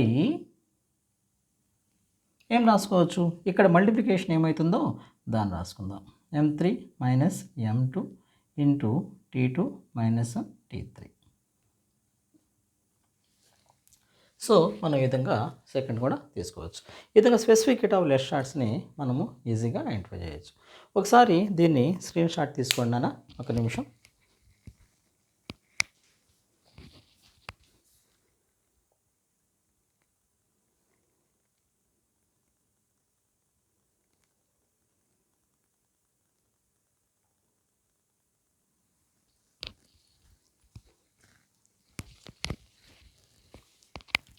ఇక్కడ చూడండి నాన్న, నెక్స్ట్ క్వశ్చన్ ఇది. Suggest an experiment to prove that rate of liquid depends on its surface area and vapour already present in the surrounding air. ఇక్కడ మనకి evaporation అనేది అది ఇన్ఫ్లుయెన్స్ చేసేటువంటి కొన్ని ఫ్యాక్టర్స్లో మనం వీటిని కొన్ని 2 ఫ్యాక్టర్స్ ఉన్నాయి, వాటిని మనం ఎక్స్ప్లెయిన్ చేయాలి. మనకి surface escaping into experiment prove that rate of evaporation rate of evaporation liquid అనుకుంటున్నా రేట్ ఆఫ్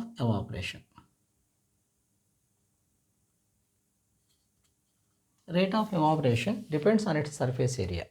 అనేది మనకి ఎలా తెలుస్తుంది అంటే కనుక మనకి జనరల్గా ఎవాపరేషన్ అంటే ఏంటి? The process of converting liquid phase into the gaseous face. ఇది దేని మీద డిపెండ్ అయి ఉంటుంది? సర్ఫేస్ ఏరియా మీద డిపెండ్ అయి ఉంటుంది అని మనం ఎలా చెప్తాం అని చెప్పేసి క్వశ్చన్ అనమాట. సో 2 ఫ్యాక్టర్స్ ఇచ్చారు. ఒకటేమో సర్ఫేస్ ఏరియా. ఈ సర్ఫేస్ ఏరియా గురించి ఇట్లా క్వశ్చన్ అడిగినప్పుడు మొట్టమొదటి ఏం చేయాలంటే మీరు సర్ఫేస్ ఏరియా అని సైడ్ హెడ్డింగ్ పెట్టండి. సర్ఫేస్ ఏరియా అని సైడ్ హెడ్డింగ్ పెట్టిన తర్వాత ఇక్కడ 2 బౌల్స్ తీసుకోండి. ఒకటేమో ఇట్లా బౌల్ ఏ అని చెప్పేసి అనుకోండి. ఆ తర్వాత ఇంకోటేమో బౌల్ బి. సో రెండిట్లో ఏం చేస్తారంటే ఇక్కడ లిక్విడ్ తీసుకోండి.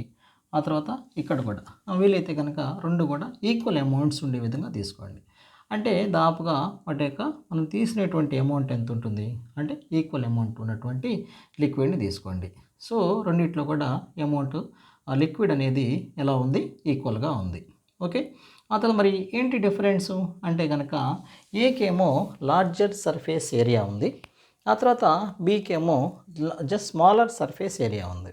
సో ఈ రెండింటిని ఏం చేస్తారంటే ఓపెన్ అట్మాస్ఫియర్లో పెట్టిన తర్వాత ఒక టైం ఫ్రేమ్లో ఒక హాఫ్ అన్ అవర్ లేకపోతే 1 అవర్ తర్వాత చూస్తే మనకేమవుతుందంటే దీంట్లో ఉన్నటువంటి ఏ బీకర్లో ఉన్నటువంటి ఏ బౌల్లో ఉన్నటువంటి వాటర్ చాలా వరకు కూడా దెన్ డిసప్పియర్ అయిపోతుంది, అంటే ఎవాపరేట్ అయిపోతుంది. బీలో కేవలము ఒక పర్టికులర్ సర్ఫేస్ వరకు మాత్రమే వాటర్ అనేది ఎవాపరేట్ అయిపోతుంది. దాంట్లో మాత్రం మిగిలిన మొత్తం వాటర్ అలాగే ఉంటుంది. దీన్ని బట్టి మనం ఏమి కన్క్లూడ్ చేయొచ్చు అంటే కనుక మనకి ఏదైనా సరే ఒక బౌల్ కనుక సర్ఫేస్ ఏరియా ఎక్కువగా ఉంటే దాంట్లో నుంచేసి మాలిక్యూల్స్ అనేవి త్వరగా ఎస్కేప్ అయిపోతూ ఉంటాయి. ఎందుకంటే సర్ఫేస్ ఏరియా ఎక్కువగా ఉంటుంది, అందువల్ల మాలిక్యూల్స్కి ఎస్కేప్ అవటానికి కావలసినంత ప్లేస్ ఉంటుంది. అందువల్ల మాలిక్యూల్స్ ఈజీగా ఎస్కేప్ అయిపోతాయి అట్మాస్ఫియర్కి. దాన్ని మనం ఎవాపరేషన్ అంటాం. అది ఎప్పుడు జరుగుతుంది? లార్జర్ సర్ఫేస్ ఏరియా ఉంటే జరుగుతుంది. మరి ఇక్కడ సర్ఫేస్ ఏరియా మనము ఇక్కడ ఏమైంది అంటే కనుక సర్ఫేస్ ఏరియా చాలా తక్కువగా ఉండటం వల్ల మాలిక్యూల్స్కి కావలసినంత ఫ్రీగా ఎస్కేప్ అవటానికి ప్లేస్ లేదు. అందువల్ల ఏమవుతుంది? ఎవాపరేషన్ అనేది ఇక్కడ తక్కువగా జరుగుతుంది.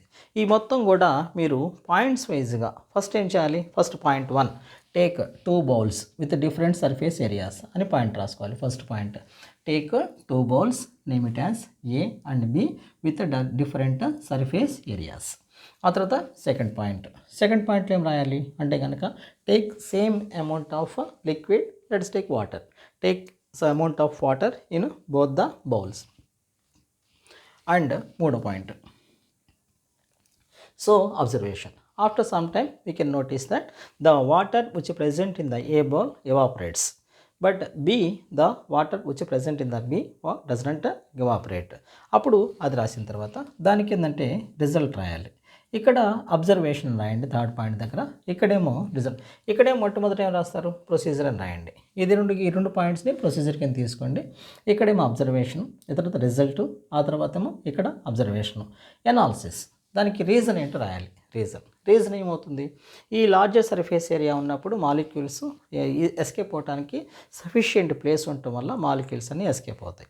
మరి ఇక్కడైతే కనుక మాలిక్యూల్స్ ఎస్కేప్ అవడానికి సఫిషియెంట్ ప్లేస్ లేదు కాబట్టి మాలిక్యూల్స్ అనేవి అట్మాస్ఫియర్లోకి సర్ఫేస్ ఎస్కేప్ కాలేవు. ఈ విధంగా మనకి ఏం చెప్పొచ్చు అంటే లార్జర్ సర్ఫేస్ ఏరియా ఉంటే కనుక ఎవాపరేషన్ అనేది ఫాస్టర్గా జరుగుతుంది అని చెప్పేసి. So suggest experiment prove that rate of evaporation depends on its surface area.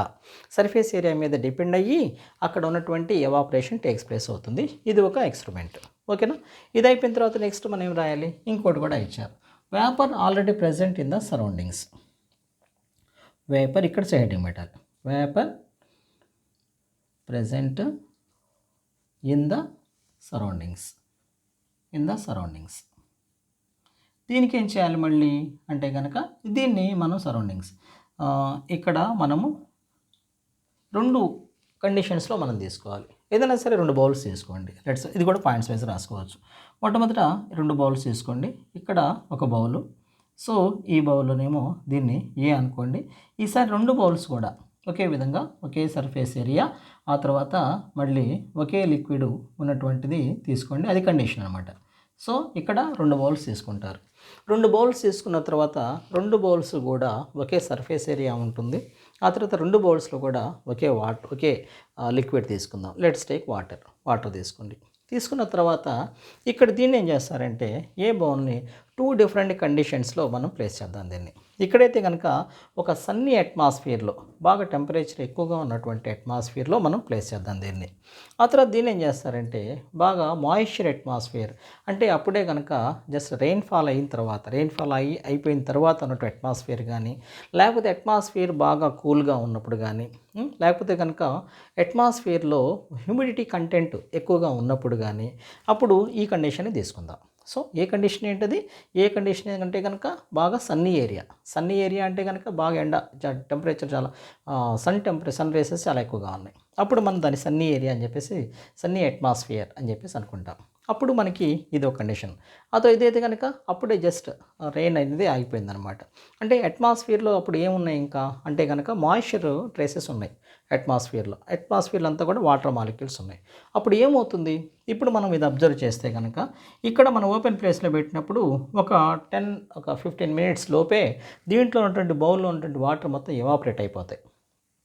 కానీ ఇక్కడ ఆల్మోస్ట్ అట్మాస్ఫియర్లో ఉన్నటువంటి వాటర్ మాలిక్యూల్స్ ఉన్నటువంటి అట్మాస్ఫియర్లో ఇది దాపుగా మీరు 1 అవర్ 2 అవర్స్ పెట్టినా సరే మాలిక్యూల్స్ దాపుగా జస్ట్ ఓన్లీ ఒక 5 to 10% మాత్రమే ఎవాపరేట్ అవుతాయి. మిగిలిన మొత్తం అలాగే ఉంటాయి. ఓకేనా? దాన్ని బట్టి మనం ఏం కన్క్లూడ్ చేయొచ్చు? Then water vapour already present in the surrounding air. ఒకవేళ అట్మాస్ఫియర్ కండిషన్లో వాటర్ వేపర్ కంటెంట్ ఎక్కువగా ఉంటే కనుక దాన్ని మనము amount of water vapour present in the atmosphere is called as humidity అని చెప్పేసి అనుకుంటాం. హ్యూమిడిటీ ఎక్కువగా ఉంటే కనుక అప్పుడు ఎవాపరేషన్ అనేది చాలా తక్కువగా జరుగుతుంది. రీజన్ ఏంటి అంటే కనుక మనం ఇప్పుడు రీజన్ రాసుకోవాలి. జనరల్గా ఎవాపరేషన్ అనేది ఎప్పుడు జరుగుతుంది? ఎర్త్ అట్మాస్ఫియర్లో కనుక ఖాళీ ఉంటే, అంటే మాలిక్యూల్స్ చాలా దూరంగా ఉన్నప్పుడు ఇక్కడ ఈ బౌల్లో నుంచేసి మాలిక్యూల్స్ వెళ్ళి ఎర్త్ అట్మాస్ఫియర్లో జాయిన్ అవుతాయి.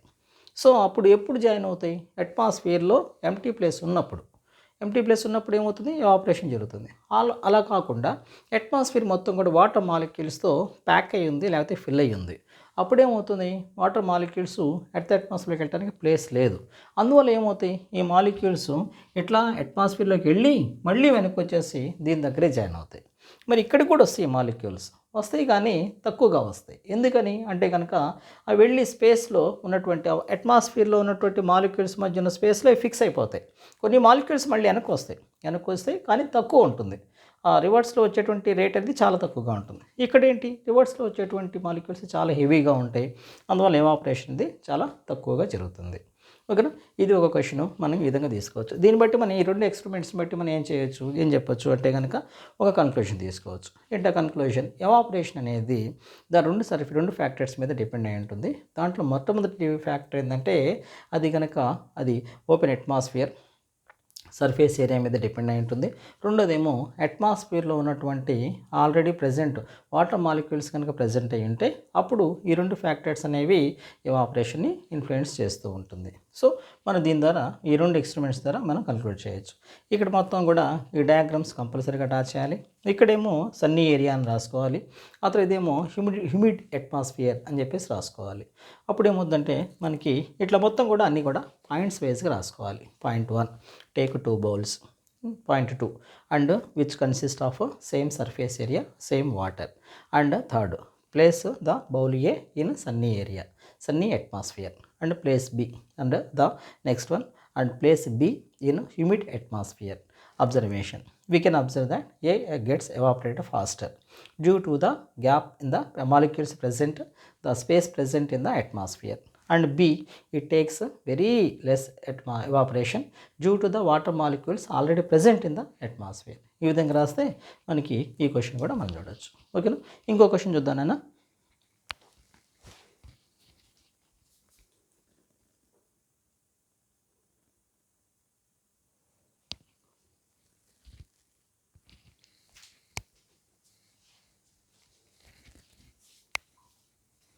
ఇక్కడ చూడండి, ఇది చాలా next 4th important question. How can you prove that rate of rise in temperature depends on the nature of the substance. ఇక్కడ మనకి ఏదైనా ఒక ఆబ్జెక్ట్ కనుక హీట్ సప్లై చేసినప్పుడు అన్ని ఒకవేళ 2, 3 సబ్స్టాన్సెస్ తీసుకున్నప్పుడు వాటిని మనకి హీట్ సప్లై చేస్తే అన్ని సబ్స్టాన్సెస్‌కి హీట్ అనేది ఒకేలాగుంటుందా? లేకపోతే కనుక డిఫరెంట్ సబ్స్టాన్సెస్‌కి టెంపరేచరు డిఫరెంట్‌గా ఉంటుందా? అన్నది మనం ఇప్పుడు డిస్కస్ చేద్దాం. ఓకే. అంటే మనం ఇప్పుడు సప్లై చేసేటువంటి ప్రతి ఒక్క సబ్స్టాన్స్ టెంపరేచర్ కూడా ఈక్వల్‌గా రేజ్ అవ్వదు. అది depending upon the nature of the substance. అది ఒక్కొక్క సబ్స్టాన్స్ ఒక్కొక్క టైం పడుతుంది. ఇప్పుడు ఒక సబ్స్టాన్స్ ఉంది. త్వరగా టెంపరేచర్ చేంజ్ అవుతుంది. ఇంకో సబ్స్టాన్సెస్ ఆ టెంపరేచర్ అనేది చాలా ఆలస్యంగా రేజ్ అవుతుంది.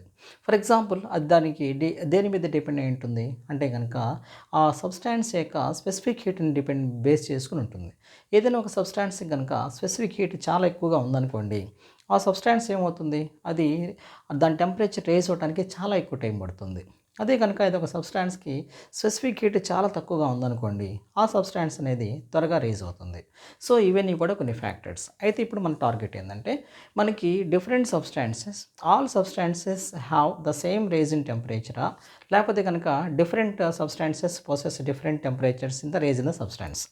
అంటే మనం 2 సబ్స్టాన్స్ తీసుకుంటే 2 సబ్స్టాన్స్‌కి కూడా మనం ఈక్వల్ టెంపరేచర్‌ని సప్లై చేస్తే 2 సబ్స్టాన్సెస్‌కి ఈక్వల్‌గా టెంపరేచర్ రేజ్ అనేది ఉండదు. ఒక సబ్స్టాన్స్ ఏమో త్వరగా టెంపరేచర్ చేంజ్ అవుతుంది. ఇంకో సబ్స్టాన్స్‌కి ఏమో టెంపరేచర్ అనేది చాలా తక్కువ రేజ్ అవుతూ ఉంటుంది. అది ఎలాగన్నది మనం ఇప్పుడు చూద్దాం. దీనికి ఏం చేయాలంటే మొట్టమొదట ఒక బీకర్‌ని తీసుకుందాం. ఒక బీకర్ తీసుకొని ఆ బీకర్‌లో మనం ఏం చేద్దామంటే వాటర్‌ని తీసుకుందాం. సో, ఇక్కడ వాటర్ తీసుకుందాం. ఆ వాటరు టెంపరేచరు ఇది చాలా సింపుల్‌గా ఉంటుంది ఈ క్వెషను. ఈ వాటర్ టెంపరేచర్ ఇప్పటికల్లా వాటర్ ఎట్ 80 డిగ్రీ సెల్సియస్ అని చెప్పి తీసుకోండి. అంటే ఇక్కడ మనం ఆల్రెడీ తీసుకున్న వాటర్ టెంపరేచర్ ఎంత ఉంది? 80 డిగ్రీ సెల్సియస్ ఉంది. ఆ తర్వాత ఏం చేద్దామంటే ఏదైనా సరే ఒక టెస్ట్ ట్యూబ్ తీసుకుందాం. ఇక్కడ ఈ టెస్ట్ ట్యూబ్ తీసుకుందాం. ఈ టెస్ట్ ట్యూబ్‌ని తీసుకున్న తర్వాత ఈ టెస్ట్ ట్యూబ్‌లో ఏం చేద్దామంటే మనకి ఒక 50 గ్రామ్స్ వాటర్ తీసుకుందాం. మనం ఇక్కడ ఏం తీసుకున్నాం? ఇది 50 గ్రామ్స్ ఆఫ్ వాటర్. ఆ తర్వాత దీన్ని ఏం చేద్దామంటే ఇక్కడ 1 హోల్ రబ్బర్ కార్క్‌తో దాన్ని క్లోజ్ చేద్దాం. అంటే 1 hold single whole rubber cork అని చెప్పేసి కూడా అనుకోవచ్చు. ఇట్లాగే రాయాలి. 1 హోల్ రబ్బర్ కార్క్ అని చెప్పేసి రాసుకోవాలి. ఇట్లా 1 హోల్ రబ్బర్ కార్క్ తీసుకున్న తర్వాత దీంట్లో ఏం చేయాలంటే ఒక థర్మామీటర్‌ని ప్లేస్ చేయాలి. ఏం ప్లేస్ చేయాలి? థర్మామీటర్‌ని ప్లేస్ చేయాలి. ఆ తర్వాత ఈ మొత్తం కూడా దీన్ని ఒక స్టాండ్‌కి ఫిక్స్ చేసుకోవాలి. ఇట్లా ఒక స్టాండ్ ఉంటుంది. ఆ స్టాండ్‌కి దీన్ని ఫిక్స్ చేయాలి. ఓకే. ఇంతవరకు అర్థమైంది కదా? ఇక్కడ మనం ఏం చేసాం? ఇక్కడ ఒక టెస్ట్ ట్యూబ్ తీసుకున్నాం. ఆ టెస్ట్ ట్యూబ్‌లో మనం ఏం తీసుకున్నాం? వాటర్ తీసుకున్నాం. ఎంత వాటర్ తీసుకున్నాం? 50 గ్రామ్స్ ఆఫ్ వాటర్ తీసుకున్నాం. అది నార్మల్ టెంపరేచర్. ఆ టెంపరేచర్ కూడా కనుక్కుందాం. ఆ తర్వాత మళ్ళీ ఇంకో టెస్ట్ ట్యూబ్ తీసుకుందాం. ఇక్కడ టెస్ట్ ట్యూబ్‌లో ఏం చేద్దామంటే ఇక్కడ మళ్ళీ ఇంకో టెస్ట్ ట్యూబ్ తీసుకొని ఈ టెస్ట్ ట్యూబ్‌లో మనము రెండిట్లో కూడా దీంట్లో ఏం చేద్దామంటే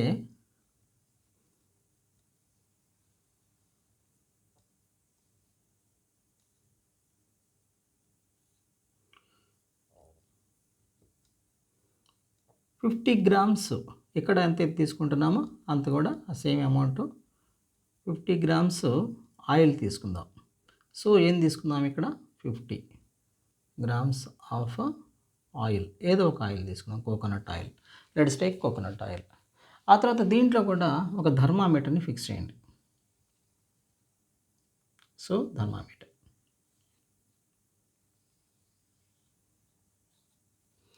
So, what do we call this one? This one too, call it as a thermometer. మనం ఇక్కడ దీని థర్మామీటర్ అని చెప్పేసి అన్నాం.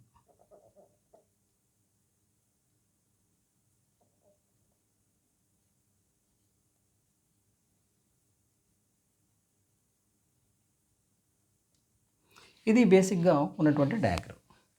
సో, మొట్టమొదట ఏం చేసాం అంటే గనుక ఒక బీకర్ తీసుకున్నాం. ఆ బీకర్‌లో మనము కొంత వాటర్ తీసుకున్నాం. వాటర్ టెంపరేచరు 80 డిగ్రీ సెల్సియస్ ఉంది. ఆ తర్వాత 2 టెస్ట్ ట్యూబ్స్ తీసుకున్నాం. ఆ 2 టెస్ట్ ట్యూబ్స్ ఇదంతా మీరు కూడా పాయింట్స్ వేసి రాసుకోవాలి. ఆ తర్వాత మొట్టమొదట ఏం రాసుకోవాలి? Aim, observe proving that different substances raises the temperatures different depending upon the nature of the material అని ఏం ఉంటుంది. ఆ తర్వాత ఆపరేటర్స్ రిక్వైర్డ్. ఏమేమి ఆపరేటర్స్ కావాలి అంటే కనుక ఈ బీకర్ కావాలి, ఆ తర్వాత 80 డిగ్రీ సెల్సియస్ వాటరు, ఆ తర్వాత 2 స్టాండ్స్, 2 టెస్ట్ ట్యూబ్స్, ఆ తర్వాత వాటర్, ఈక్వల్ అమౌంట్లో ఉన్నటువంటి వాటర్ అండ్ ఆయిల్.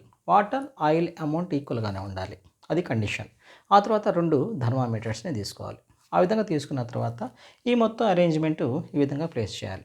ఒక బీకర్ తీసుకొని దాంట్లో 8 డిగ్రీ సెల్సియస్ వాటర్ తీసుకొని దాంట్లో 2 టెస్ట్ ట్యూబ్స్లో different test tubes, 2 different test tubes తీసుకొని ఒక దాంట్లోనేమో వాటర్ తీసుకుందాం, ఆ తర్వాత 50 గ్రామ్స్ ఆఫ్ వాటర్ని, ఇంకో దాంట్లోనేమో 50 గ్రామ్స్ ఆఫ్ ఆయిల్ తీసుకుందాం. 2 టెంపరేచర్స్ ఒకేలాగా ఉండే విధంగా తీసుకుందాం బిగినింగ్లో. ఆ తర్వాత ఈ రెండింటిని మనం దీంట్లో ప్లేస్ చేద్దాం. ఇప్పుడు ఏమవుతుంది అంటే కనుక ఇక్కడ ఈ వాటర్ టెంపరేచర్ ఏమో 80 డిగ్రీ సెల్సియస్ ఉంది. Now let us take normal temperature, దీనికి 10 డిగ్రీస్, దీనికి 10 డిగ్రీస్ ఉందనుకోండి. ఆ తర్వాత ఏమవుతుంది జనరల్గా మనకి హీట్ డెఫినేషన్ ఏంటి? Heat all the time that transfers from A hot body to the cold body. ఇక్కడ హాట్ బాడీ ఏంటి అంటే కనుక ఇక్కడ బాయిలింగ్ వాటర్. బాయిలింగ్ వాటర్ అనేది హాట్ బాడీ. ఇక్కడ నుంచి ఏమవుతుంది, ఇక్కడ టెస్ట్ ట్యూబ్స్లోకి ఆ వాటర్ అనేది ట్రాన్స్ఫర్ అవుతుంది. టెంపరేచర్ అనేది ట్రాన్స్ఫర్ అవుతుంది. ఆ టెంపరేచర్ ట్రాన్స్ఫర్ అవ్వడం వల్ల ఏమవుతుంది, దీని టెంపరేచర్ రేజ్ అవుతుంది. దీని టెంపరేచర్ రేజ్ అవుతుందని మనకి ఎలా తెలుస్తుంది? ఇక్కడ ఉన్నటువంటి థర్మామీటర్తో మన టెంపరేచర్ రేజ్ ఎంత అవుతుందో చూసుకుందాం. ఆ తర్వాత ఇక్కడ ఉన్నటువంటి దీంట్లో కూడా వాటర్ హీట్ అనేది ట్రాన్స్ఫర్ అవుతుంది. అప్పుడేమవుతుంది, దీని టెంపరేచర్ కూడా రేజ్ అవుతుంది. ఈ రెండిట్లో ఉన్నటువంటి హీట్ అనేది ఈ టెస్ట్ ట్యూబ్లోకి ట్రాన్స్ఫర్ అవుతుంది, ఈ టెస్ట్ ట్యూబ్లోకి ట్రాన్స్ఫర్ అవుతుంది. అప్పుడేమవుతుంది, మనకి ఈ టెంపరేచర్ వేరియేషన్ అనేది స్పష్టంగా కనిపిస్తుంది. అట్లా మనకి టెంపరేచర్ ఒక టైం స్పాన్ తీసుకుందాం, ఒక హాఫ్ అన్ అవర్ కానీ 1 అవర్ కానీ. మనం అప్పుడు ఏం అబ్జర్వ్ చేయొచ్చు అంటే కనుక వాటరు ఒక హాఫ్ అన్ అవర్ స్పాన్లో వాటర్ టెంపరేచర్ ఒక 50 డిగ్రీ సెల్సియస్కి వచ్చింది అనుకోండి. అదే కనుక ఇక్కడ ఉన్నటువంటి ఆయిల్ అయితే కనుక దగ్గరగా అది 75 వరకు కూడా రీచ్ అవుతుంది. 75 ఇది త్వరగా థర్మల్ ఈక్విలిబ్రియంలోకి వచ్చేస్తుంది ఆయిల్. కానీ ఇది చాలా టైం పడుతుంది. 50 డిగ్రీ సెల్సియస్ మాత్రమే వస్తుంది, ఇంకా చాలా టైం పడుతుంది. దీన్ని బట్టి మనం ఇక్కడ చూడండి అన్ని కండిషన్స్ సేమ్ ఉన్నాయి. ఏంటి ఆ కండిషన్స్? ఇక్కడ ఉన్నటువంటి 2 సబ్స్టాన్సెస్, 2 లిక్విడ్స్ కూడా సేమ్ అమౌంట్ తీసుకున్నాం, సేమ్ టెంపరేచర్ తీసుకున్నాం. కానీ ఇక్కడ వేరియేషను దేనికి ఎక్కువగా ఉంది? ఇక్కడ ఆయిల్కి ఎక్కువగా ఉంది, వాటర్కి ఏమో తక్కువగా ఉంది. దీన్ని బట్టి మనం ఏం చెప్పొచ్చు అంటే కనుక ఒకసారి స్టేట్మెంట్ చూడండి, that rate of rise in temperature depends on the nature of the substance అని మనము క్లియర్గా ప్రూవ్ చేయొచ్చు. అన్ని సబ్స్టాన్సెస్కి ఒకేలాగా టెంపరేచర్ రేజ్ అనేది ఉండదు, అది depending upon the nature of the substance. జనరల్గా ఆ నేచర్ ఏంటంటే స్పెసిఫిక్ హీట్. స్పెసిఫిక్ హీట్ ఎక్కువగా ఉంటే కనుక దానికేమో టెంపరేచర్ రేజ్ అవ్వడానికి చాలా టైం పడుతుంది. టెంపరేచరు స్పెసిఫిక్ హీట్ తక్కువగా ఉంటే కనుక అది త్వరగా టెంపరేచర్కు ఎక్కువగా ఇన్ఫ్లుయెన్స్ అవుతుంది, అంటే త్వరగా హీట్ ఎక్కుతుంది, లేకపోతే త్వరగా చల్లారుతుంది. సో అది depending upon the nature substance అంటే స్పెసిఫిక్ హీట్. ఓకేనా? సో మనము ఇప్పుడు ఇంకొక దీని మీద బేస్ అయినటువంటి ఒక న్యూమరికల్, ఖచ్చితంగా ఒక న్యూమరికల్ వస్తుంది. ఆ న్యూమరికల్ని మనం ఇప్పుడు చూద్దాం. ఒక నిమిషం అన్న.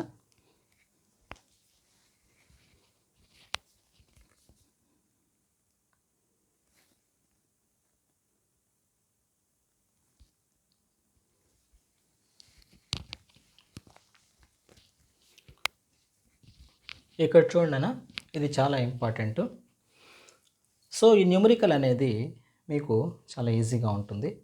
దీంట్లో ఏం చేయాలంటే హౌ మచ్ ఎనర్జీ, ఇక్కడ మీకు 3 స్టేట్స్ ఇస్తారు నాన్న, solid state, liquid state, gases state. ఈ న్యూమరికల్ చేయబోయే ముందు మనము కొన్ని బేసిక్స్ చూద్దాం.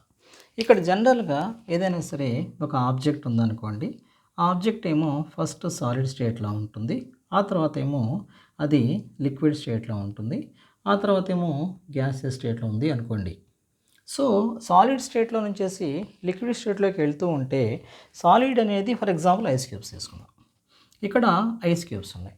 ఐస్ క్యూబ్స్ టెంపరేచర్ ఎంత ఉంటుంది? ఏ స్టేట్ అది? Solid state. టెంపరేచర్ ఎంత ఉంటుంది? 0 డిగ్రీ సెల్సియస్ ఉంటుంది. సో ఇక్కడ ఐస్ క్యూబ్స్ ఆ తర్వాత మనము దాన్ని కనుక ఓపెన్ అట్మాస్ఫియర్లో పెట్టినా, లేకపోతే కనుక మనము దానికి కొన్ని హీట్ సప్లై చేసినా అప్పుడేమవుతుంది, ఇది ఏమవుతుంది, లిక్విడ్గా మారుతుంది. అంటే హీట్ని, ఎనర్జీని ఏం చేస్తుంది, ఇది ఎనర్జీని అబ్జార్బ్ చేసుకుంటుంది, అవునా? అబ్జార్బ్ చేసుకుంటుంది. అబ్జార్బ్ చేసుకోవటం వల్ల అదేమవుతుంది, లిక్విడ్ లాగా మారిపోతుంది. ఎట్లా మారిపోతుంది అంటే కనుక ఇమీడియట్గా అది 0 డిగ్రీ సెల్సియస్ ఇక్కడ ఉన్నటువంటి ఐస్ క్యూబ్స్ వాటర్ లాగా మారుతాయి. ఎంత వాటర్ లాగా మారుతాయి అంటే కనుక అది 0 డిగ్రీ సెల్సియస్ వాటర్ లాగా మారుతాయి. సో ఇక్కడ టెంపరేచరు 0 0 ఉంది. అప్పుడు మనము ఇక్కడ ఏ ఫార్ములా రాసుకోవాలి అంటే కనుక ఎంఎల్ ఐస్ అనేటువంటి ఫార్ములా రాసుకుందాం. అది చూద్దాం ఒక నిమిషం. ఆ తర్వాత ఇక్కడ నుంచి 0 డిగ్రీ సెల్సియస్లో ఉన్నటువంటి లిక్విడ్ దేనిలాగా మారాలి, ఇట్లా గ్యాస్ అంటే స్టీమ్ లాగా మారాలి. అంటే మనం ఏం చేస్తాం, దీనికి మళ్ళీ హీట్ సప్లై చేస్తాం. హీట్ సప్లై చేసినప్పుడు అప్పుడు ఏమవుతుంది అంటే కనుక ఇది మొట్టమొదట 100 డిగ్రీ సెల్సియస్ వాటర్ దగ్గరకు వస్తుంది. డైరెక్ట్గా 0 డిగ్రీ సెల్సియస్లో ఉన్నటువంటి వాటరు 100 డిగ్రీ సెల్సియస్ స్టీమ్లోకి వెళ్ళదు. దాని మధ్యలో ఒక ఇంటర్మీడియట్ స్టేజ్ ఉంటుంది. దాన్నే 100 డిగ్రీ సెల్సియస్ బాయిలింగ్ వాటర్ అని చెప్పేసి అనుకుంటాం. బాయిలింగ్ వాటర్కి వచ్చిన తర్వాత అప్పుడు మళ్ళీ ఏమవుతుంది, లాస్ట్ ఫేజ్లో అది 100 డిగ్రీ సెల్సియస్ లాగా మారిపోతుంది. సో ఇక్కడ మనకి ఎన్ని ఫేజెస్ ఉంటాయి, ఐస్ నుంచేసి వాటర్, ఐస్ వాటర్ అవటం 0 నుంచేసి 0. సో ఇక్కడ మొట్టమొదట ఇక్కడ చూడండి కండిషన్ ఏంటిది, ice cube ice water. So ఇక్కడ ఫస్ట్ ఫేజ్ ఇక్కడేంటి 0 డిగ్రీ సెల్సియస్ 0 డిగ్రీ సెల్సియస్. ఆ తర్వాత ఏమవుతుంది, ఇక్కడ ఉన్నటువంటి ఐస్ వాటరు 0 డిగ్రీ సెల్సియస్ నుంచి దేంట్లాగా మారుతుంది, 100 డిగ్రీ సెల్సియస్ బాయిలింగ్ వాటర్ లాగా మారుతుంది. ఆ తర్వాత ఏమవుతుంది, ఈ 100 డిగ్రీ సెల్సియస్ దగ్గర ఉన్నటువంటి బాయిలింగ్ వాటర్ దేనిలాగా మారుతుంది, 100 డిగ్రీ సెల్సియస్ స్టీమ్ లాగా మారుతుంది. సో ఇక్కడ మనకేంటి ఫస్ట్ స్టెప్ ఉంటుంది, ఇదేమో సెకండ్ స్టెప్, ఆ తర్వాత ఇదేమో థర్డ్ స్టెప్. ఈ 3 స్టెప్స్ ఉన్నప్పుడే ఇక్కడ నుంచి ఐస్ నుంచేసి స్టీమ్ లాగా అవుతుంది. ఇక్కడ ఏం చేస్తారంటే ఇక్కడ మనము ఒకే ఫార్ములా రాసుకుంటాం. ఎప్పుడైనా టెంపరేచర్ వేరియేషన్స్ లేకపోతే బాగా గుర్తుపెట్టుకోవాలి, ఫండమెంటల్ కాన్సెప్ట్ ఇది. టెంపరేచర్ వేరియేషన్స్ లేకపోతే అప్పుడు మనం వాడేటువంటి formula Q is equal to ML అని చెప్పేసి అనుకోవచ్చు. ఏమనుకోవచ్చు, Q is equal to ML. ఎప్పుడు వాడుకుంటాం అది, టెంపరేచర్ వేరియేషన్స్ లేకపోతే అప్పుడు మనం వాడేటువంటి ఫార్ములా, హీట్ ఫార్ములా ఏంటది, Q is equal to ML అని చెప్పేసి రాసుకోవచ్చు. So Q is equal to ML ice అని చెప్పేసి అనుకోవచ్చు. లేకపోతే కనుక Q is equal to ML fusion అని చెప్పేసి కూడా అనుకోవాలి. ఇక్కడ ఎల్ ఫ్యూజన్ మనకి గుర్తుండాలి. ఎంత ఉంటుంది చూడండి, న్యూమరికల్లో ఇవ్వలేదు ఆ వాల్యూ, జనరల్గా ఒక్కోసారి ఇస్తారు ఒక్కోసారి ఇవ్వరు, అయినా సరే మైండ్లో పెట్టుకోండి. అది ఎల్ ఐస్ వాల్యూ ఎప్పుడు కూడా ఎంత ఉంటుంది, 80 క్యాలరీ పర్ గ్రామ్ ఉంటుంది. ఇది గుర్తుపెట్టుకోవాలి. ఇది ఎప్పుడు వాడతాం, 0 నుంచి 0 ఉన్నప్పుడు ఎంఎల్ ఐస్ వాడతాం. మరి ఇంకా ఇక్కడెక్కడ వాడతాం అంటే కనుక సేమ్ టెంపరేచర్ ఉంటే కనుక, టెంపరేచర్ వేరియేషన్ లేకపోతే 100 to 100 ఉందనుకోండి, అప్పుడు కూడా ఇదే ఫార్ములా రాసుకుంటాం. అయితే ఒక చిన్న వేరియేషన్ ఉంటుంది, ఎంఎల్ వేపర్ అని చెప్పేసి రాసుకుంటాం. ఎంఎల్ వేపర్, దీంట్లో ఎల్ వేపర్ వాల్యూ గుర్తుపెట్టుకోవాలి. ఎల్ వేపర్ ఎంత ఉంటుంది అంటే కనుక 540 క్యాలరీ పర్ గ్రామ్ ఉంటుంది. ఇది గుర్తుపెట్టుకోవాలి, ఓకేనా. ఇప్పుడు మనకి ఈ రెండింటికి ఫార్ములా వచ్చింది, దీనికి ఫార్ములా మనం ఎంఎల్ ఫార్ములా వాడుకుంటాం. మరి దీనికి ఫార్ములా రాసుకుంటాం అంటే కనుక Q is equal to MS delta tea అనేటువంటి ఫార్ములా రాసుకుంటాం. ఇక్కడ ఎం అంటే కనుక మాస్ మనకు జనరల్గా ఇస్తారు, ఇక్కడ ఎస్ అంటే కనుక స్పెసిఫిక్ హీట్. స్పెసిఫిక్ హీట్ అనేది మనకి ఒకవేళ వాటర్ ఇస్తే దాన్ని 1 కింద కన్సిడర్ చేసుకోవాలి. అలా కాకుండా వాటర్ కాకుండా ఇంకేదైనా సబ్స్టాన్స్ ఇస్తే దాని స్పెసిఫిక్ హీట్ వాల్యూ ఇస్తారు, దాన్ని మనం అక్కడ అప్లై చేసుకోవాలి. డెల్టా టీ అంటే కనుక చేంజ్ ఇన్ టెంపరేచర్. ఈ మొత్తం విధంగా ఉంటుంది. ఇంకో కాన్సెప్ట్ ఏంటంటే ఇక్కడ ఐస్ నుంచేసి ఐస్ వాటర్కి వెళ్తుంటే కనుక ఇక్కడ 3 స్టేట్స్ ఉంటాయి చూడండి, సాలిడ్ స్టేటు, లిక్విడ్ స్టేటు, గ్యాసెస్ స్టేట్. ఇక్కడ సాలిడ్ నుంచి లిక్విడ్కి వెళ్తున్నా, లిక్విడ్ నుంచి గ్యాసెస్కి వెళ్తున్నా, అంటే లెఫ్ట్ నుంచి రైట్కి వెళ్తూ ఉంటే కనుక హీట్ అనేది అబ్జార్బ్ అవుతుంది. సో హీట్ ఎప్పుడు అబ్జార్బ్ అవుతుంది, ఇలా సాలిడ్ నుంచి లిక్విడ్, లిక్విడ్ నుంచి గ్యాస్. మరి రివర్స్లో వస్తే కనుక గ్యాస్లో ఆల్రెడీ కొంత ఎనర్జీ ఉంటుంది, లిక్విడ్లో కొంత ఎనర్జీ ఉంటుంది, సాలిడ్లో ఎనర్జీ తక్కువగా ఉంటుంది. ఎందుకని, మన సాలిడ్ సబ్స్టాన్స్ని హీట్ చేసినప్పుడు దాంట్లో ఉన్నటువంటి మాలిక్యూల్స్ మధ్య ఉన్నటువంటి ఎనర్జీ బ్రేక్ అవుతుంది. ఎప్పుడు బ్రేక్ అవుతుంది, సాలిడ్ సబ్స్టాన్స్కి మనం కొంత హీట్ సప్లై చేసినప్పుడు దాంట్లో ఉన్నటువంటి మాలిక్యూల్స్కి ఎనర్జీ అబ్జార్బ్ అయ్యి ఆ మాలిక్యూల్స్ మూవ్ అవుతూ స్టార్ట్ అవుతాయి. ఎప్పుడైతే మాలిక్యూల్స్ ఇట్లా ఉన్నాయి అనుకోండి, ఈ మాలిక్యూల్స్కి ఎప్పుడైతే మామూలుగా మాలిక్యూల్స్ ఎప్పుడు కూడా అట్లా వైబ్రేట్ అవుతూనే ఉంటాయి, ఇట్లా వైబ్రేట్ అవుతూనే ఉంటాయి. ఎప్పుడైతే వీటికి ఎనర్జీ వస్తుందో ఈ మాలిక్యూల్స్ చాలా వేగంగా అవి వైబ్రేట్ అవుతాయి. అందులో ఎనర్జీ ఇక్కడ ఇంటర్మాలిక్యులర్ గ్యాప్ అనేది బ్రేక్ అవుతుంది, ఇంటర్మాలిక్యులర్ కనెక్షన్ బ్రేక్ అవుతుంది. అట్లా బ్రేక్ అయినాయి అంటే కనుక మాలిక్యూల్స్కి ఎనర్జీ ఎక్కువ ఉన్నట్టు కదా. అందువల్ల సాలిడ్ స్టేట్ నుంచి లిక్విడ్ స్టేట్లో తీసుకున్నప్పుడు లిక్విడ్ స్టేట్కి ఎక్కువ ఎనర్జీ ఉంటుంది, లిక్విడ్ కన్నా కూడా గ్యాస్కి ఎక్కువ ఎనర్జీ ఉంటుంది. ఎప్పుడు హీట్ అబ్జార్బ్ చేసుకుంటాయి కాబట్టి. అదే రివర్స్లో అయితే కనుక గ్యాస్లో నుంచి లిక్విడ్కి వస్తే హీట్ అనేది రిలీజ్ అవుతుంది. ఓకేనా. సాలిడ్ నుంచి లిక్విడ్ అయితే కనుక హీట్ అబ్జార్బ్ అవుతుంది, లిక్విడ్ నుంచి గ్యాస్ అయితే కనుక హీట్ అబ్జార్బ్ అవుతుంది. అదే రివర్స్లో తీసుకుంటే గ్యాస్ నుంచి లిక్విడ్ తీసుకుంటే కనుక హీట్ అనేది రిలీజ్ అవుతుంది, లిక్విడ్ నుంచి సాలిడ్ తీసుకుంటే హీట్ అనేది రిలీజ్ అవుతుంది. ఈ విధంగా ఉంటుంది. సో ఇవన్నీ బేసిక్స్. మనం ఇప్పుడు నేర్చుకున్నటువంటి న్యూమరికల్స్ చూద్దాం.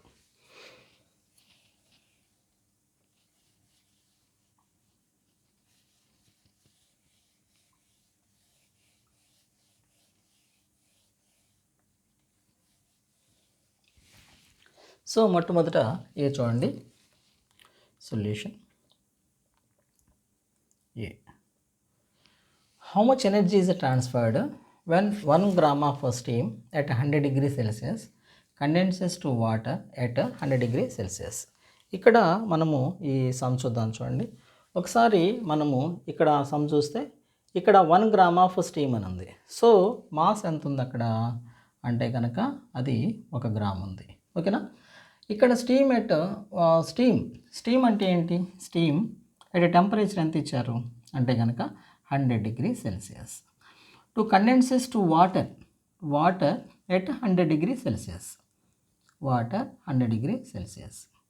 స్టీమ్ ఇక్కడ టెంపరేచర్స్ రెండు కూడా ఒకేలాగా ఉన్నాయి. ఇంతకుముందు మనం చెప్పుకున్నాం. ఏ ఫామ్లో రాసుకోవాలి, టెంపరేచర్స్ సేమ్ ఉంటే కనుక ఎంఎల్ ఫామ్లో రాసుకుందాం. So Q is equal to ఏ ఫామ్లో రాసుకోవాలి, Q is equal to ML vapour, ML vapour రాసుకుందాం.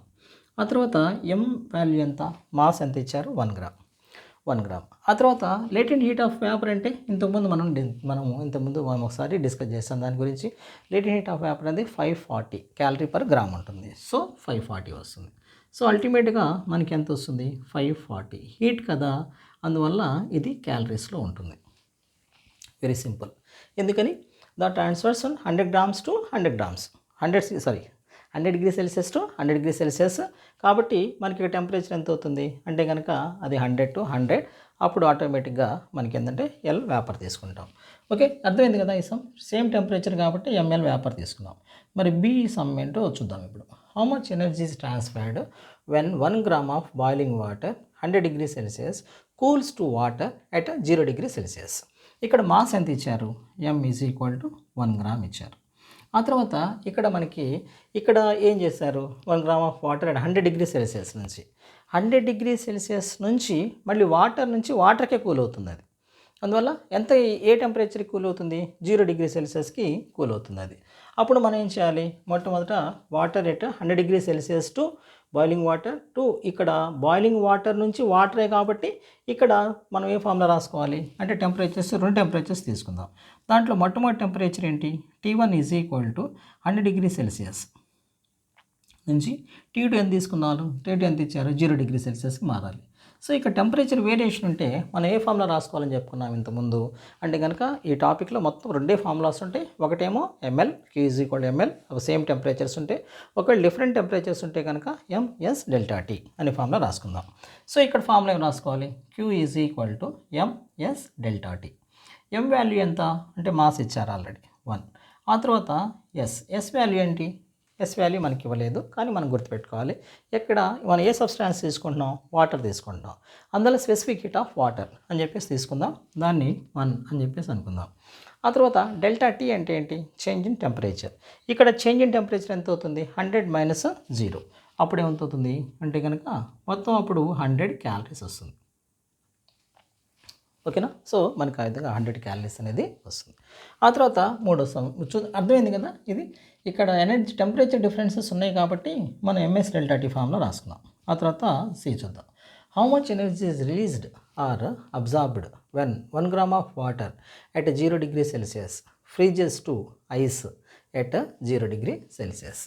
ఇక్కడ వాటర్ ఏం చేశారు, మాస్ తీసుకున్నారు. Mass is equal to 1 gram. ఇక్కడ ఎక్కడి నుంచి ఇక్కడ ఏ ఫామ్లో రాసుకోవాలి, ఇక్కడ 0 degrees Celsius ఉంది, ఇక్కడ 0 degrees Celsius ఉంది.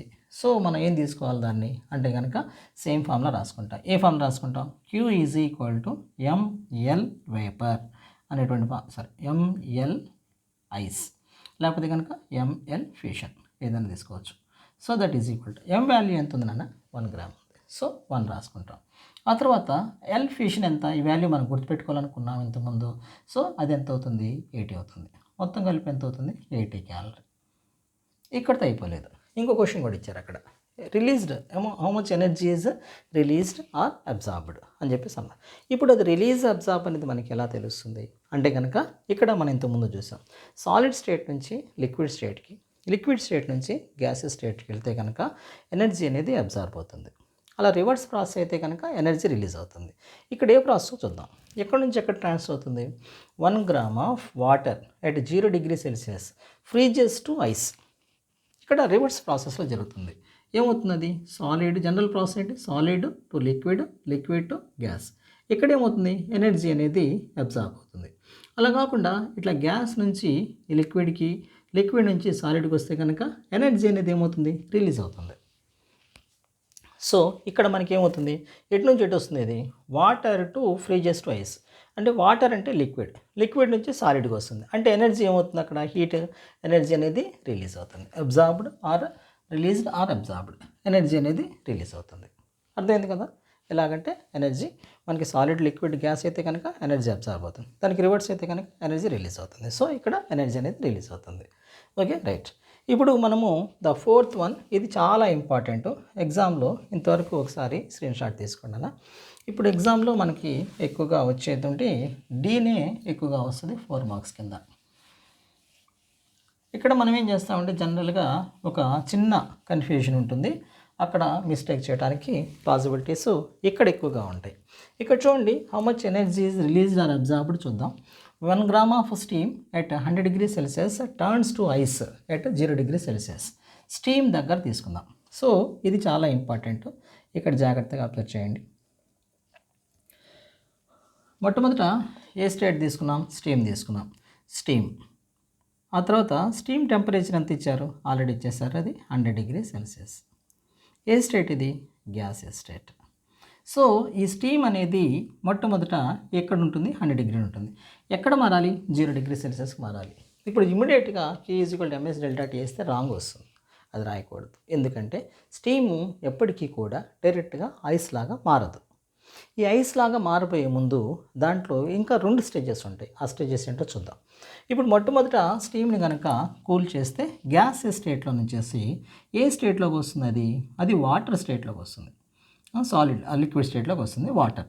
అక్కడ టెంపరేచర్ ఎంత ఉంటుంది, మళ్ళీ 100 డిగ్రీ సెల్సియస్ ఉంటుంది. చాలా ఇంపార్టెంట్ 1 మార్క్ క్వశ్చన్ కూడా ఇది. When steam converts into water it's temperature, 2 answers రాసుకోవచ్చు. రిమైన్స్ కాన్స్టెంట్, లేకపోతే కనుక 100 డిగ్రీ సెల్సియస్ అని చెప్పేసి రాసుకుందాం. ఆ తర్వాత మళ్ళీ దీన్ని ఇంకా కూల్ చేద్దాం. కూల్ చేసినప్పుడు ఏమవుతుంది, ఇది డైరెక్ట్గా మళ్ళీ ఐస్ లాగా మారదు. ఏమవుతుంది, ముందు ఐస్ వాటర్ అవుతుంది.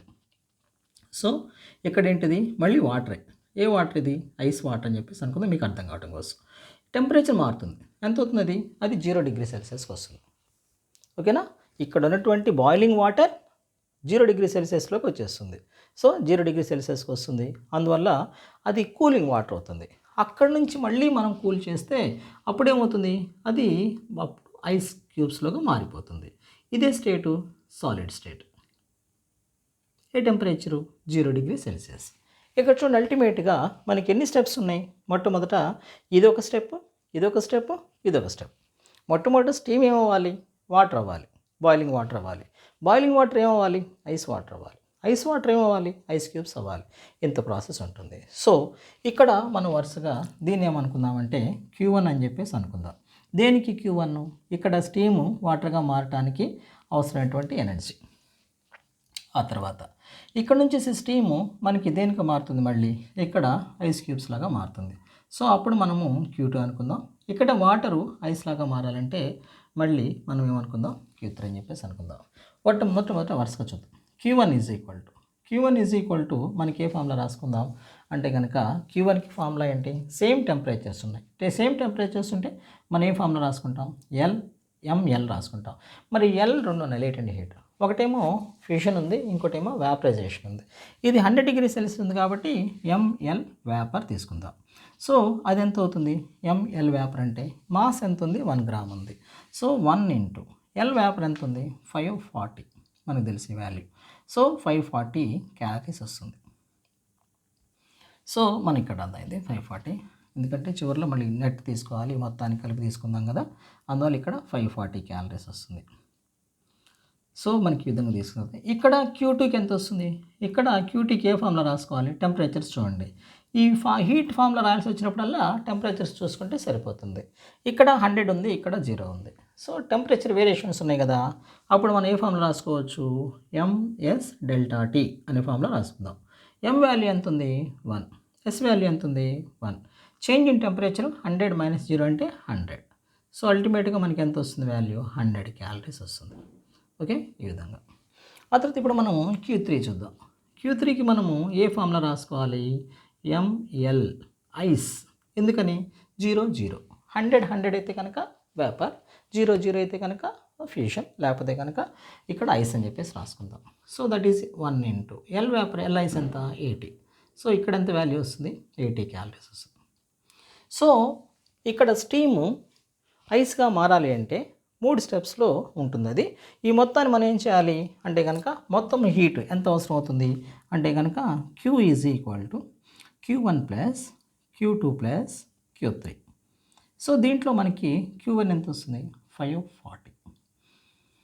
ఆ తర్వాత అది 100, Q2 ఏమో 100 ప్లస్ Q3 ఎంత వస్తుంది? 80. ఈ మొత్తం కలిపి మనకి ఎంత వస్తుంది అంటే కనుక 720 క్యాలరీస్ వస్తుంది. ఓకేనా, 720 క్యాలరీస్. సో మొత్తం ఈ చాలా ఇంపార్టెంట్, ఇది ఎక్కువగా వస్తూ ఉంటుంది. ఎందుకంటే ఇమీడియట్గా 100 0 ఉంది, టెంపరేచర్ వేరియేషన్ ఉంది కాబట్టి ఎంఎస్ డెల్టా టీ అంటే 1 × 100 వేస్తాం, 100 రాంగ్ వస్తుంది. ఇది ఒక్కటే అది కాదు, ఇవి మొత్తం చేయాలి కదా, రైట్. ఇక్కడ కంప్లీట్ కాలేదు. ఇది ఎనర్జీ రిలీజ్ అయిందా, అబ్జార్బ్ అయిందా అన్నది క్వశ్చన్. ఏ స్టేట్ నుంచి ఏ స్టేట్లోకి మారుతుంది ఇది అంటే కనుక, గ్యాస్ స్టేట్ నుంచి లిక్విడ్ స్టేటా, లిక్విడ్ స్టేట్ నుంచి గ్యాస్ స్టేటా అంటే కనుక స్టీమ్లో ఉంటుండే ఎనర్జీ స్టీమ్ నుంచి ఐస్ క్యూబ్స్ లాగా మారుతుంది. మనం ఇంతకుముందు నేర్చుకున్న దాని ప్రకారము మనకి సాలిడ్స్, లిక్విడ్స్, గ్యాసెస్లో కంపేర్ చేసుకుంటే గ్యాసెస్లో ఎనర్జీ ఎక్కువగా ఉంటుంది. అందువల్ల గ్యాసెస్లో నుంచి లిక్విడ్గా మారేటప్పుడు కొంత ఎనర్జీ రిలీజ్ అవుతుంది, మళ్ళీ లిక్విడ్ నుంచి సాలిడ్గా వస్తున్నప్పుడు ఇంకొంచెం ఎనర్జీ రిలీజ్ అవుతుంది. అల్టిమేట్గా ఇక్కడ ఎనర్జీ ఏమవుతుంది? రిలీజ్ అవుతుంది. ఓకేనా, absorbed or how much energy is released or absorbed అంటే కనుక రిలీజ్ అవుతుంది. ఎందుకని? రివర్స్లో తీసుకుంటున్నాం కాబట్టి. అదే కనుక సాలిడ్ నుంచి ఒకవేళ ఐస్ క్యూబ్స్ నుంచి వేపర్ అంటే అప్పుడు ఎనర్జీ అనేది అబ్జార్బ్ అవుతుంది. ఓకేనా. సో మనం ఈ విధంగా ఈ లెసన్ నుంచి మీకు 100% పాసిబిలిటీస్ ఉన్నటువంటి క్వశ్చన్స్, ఇంతకుమించి ఇంకా క్వశ్చన్స్ ఉండవు దాదాపుగా. ఇవన్నీ కూడా ఈ హీట్ లెసన్ వరకు మనకి బోర్డ్ ఎగ్జామ్ సిరీస్లో మనం ఇంట్రొడ్యూస్ చేస్తున్నటువంటి ఎస్ఏ క్వశ్చన్స్. ఇంకా నెక్స్ట్ వీడియోలో కంప్లీట్గా ఒక వీడియో 2 మార్క్స్ ఈ హీట్ లెసన్కి, ఆ తర్వాత ఇంకో వీడియోలోనేమో 1/2 మార్కు 1 మార్కు.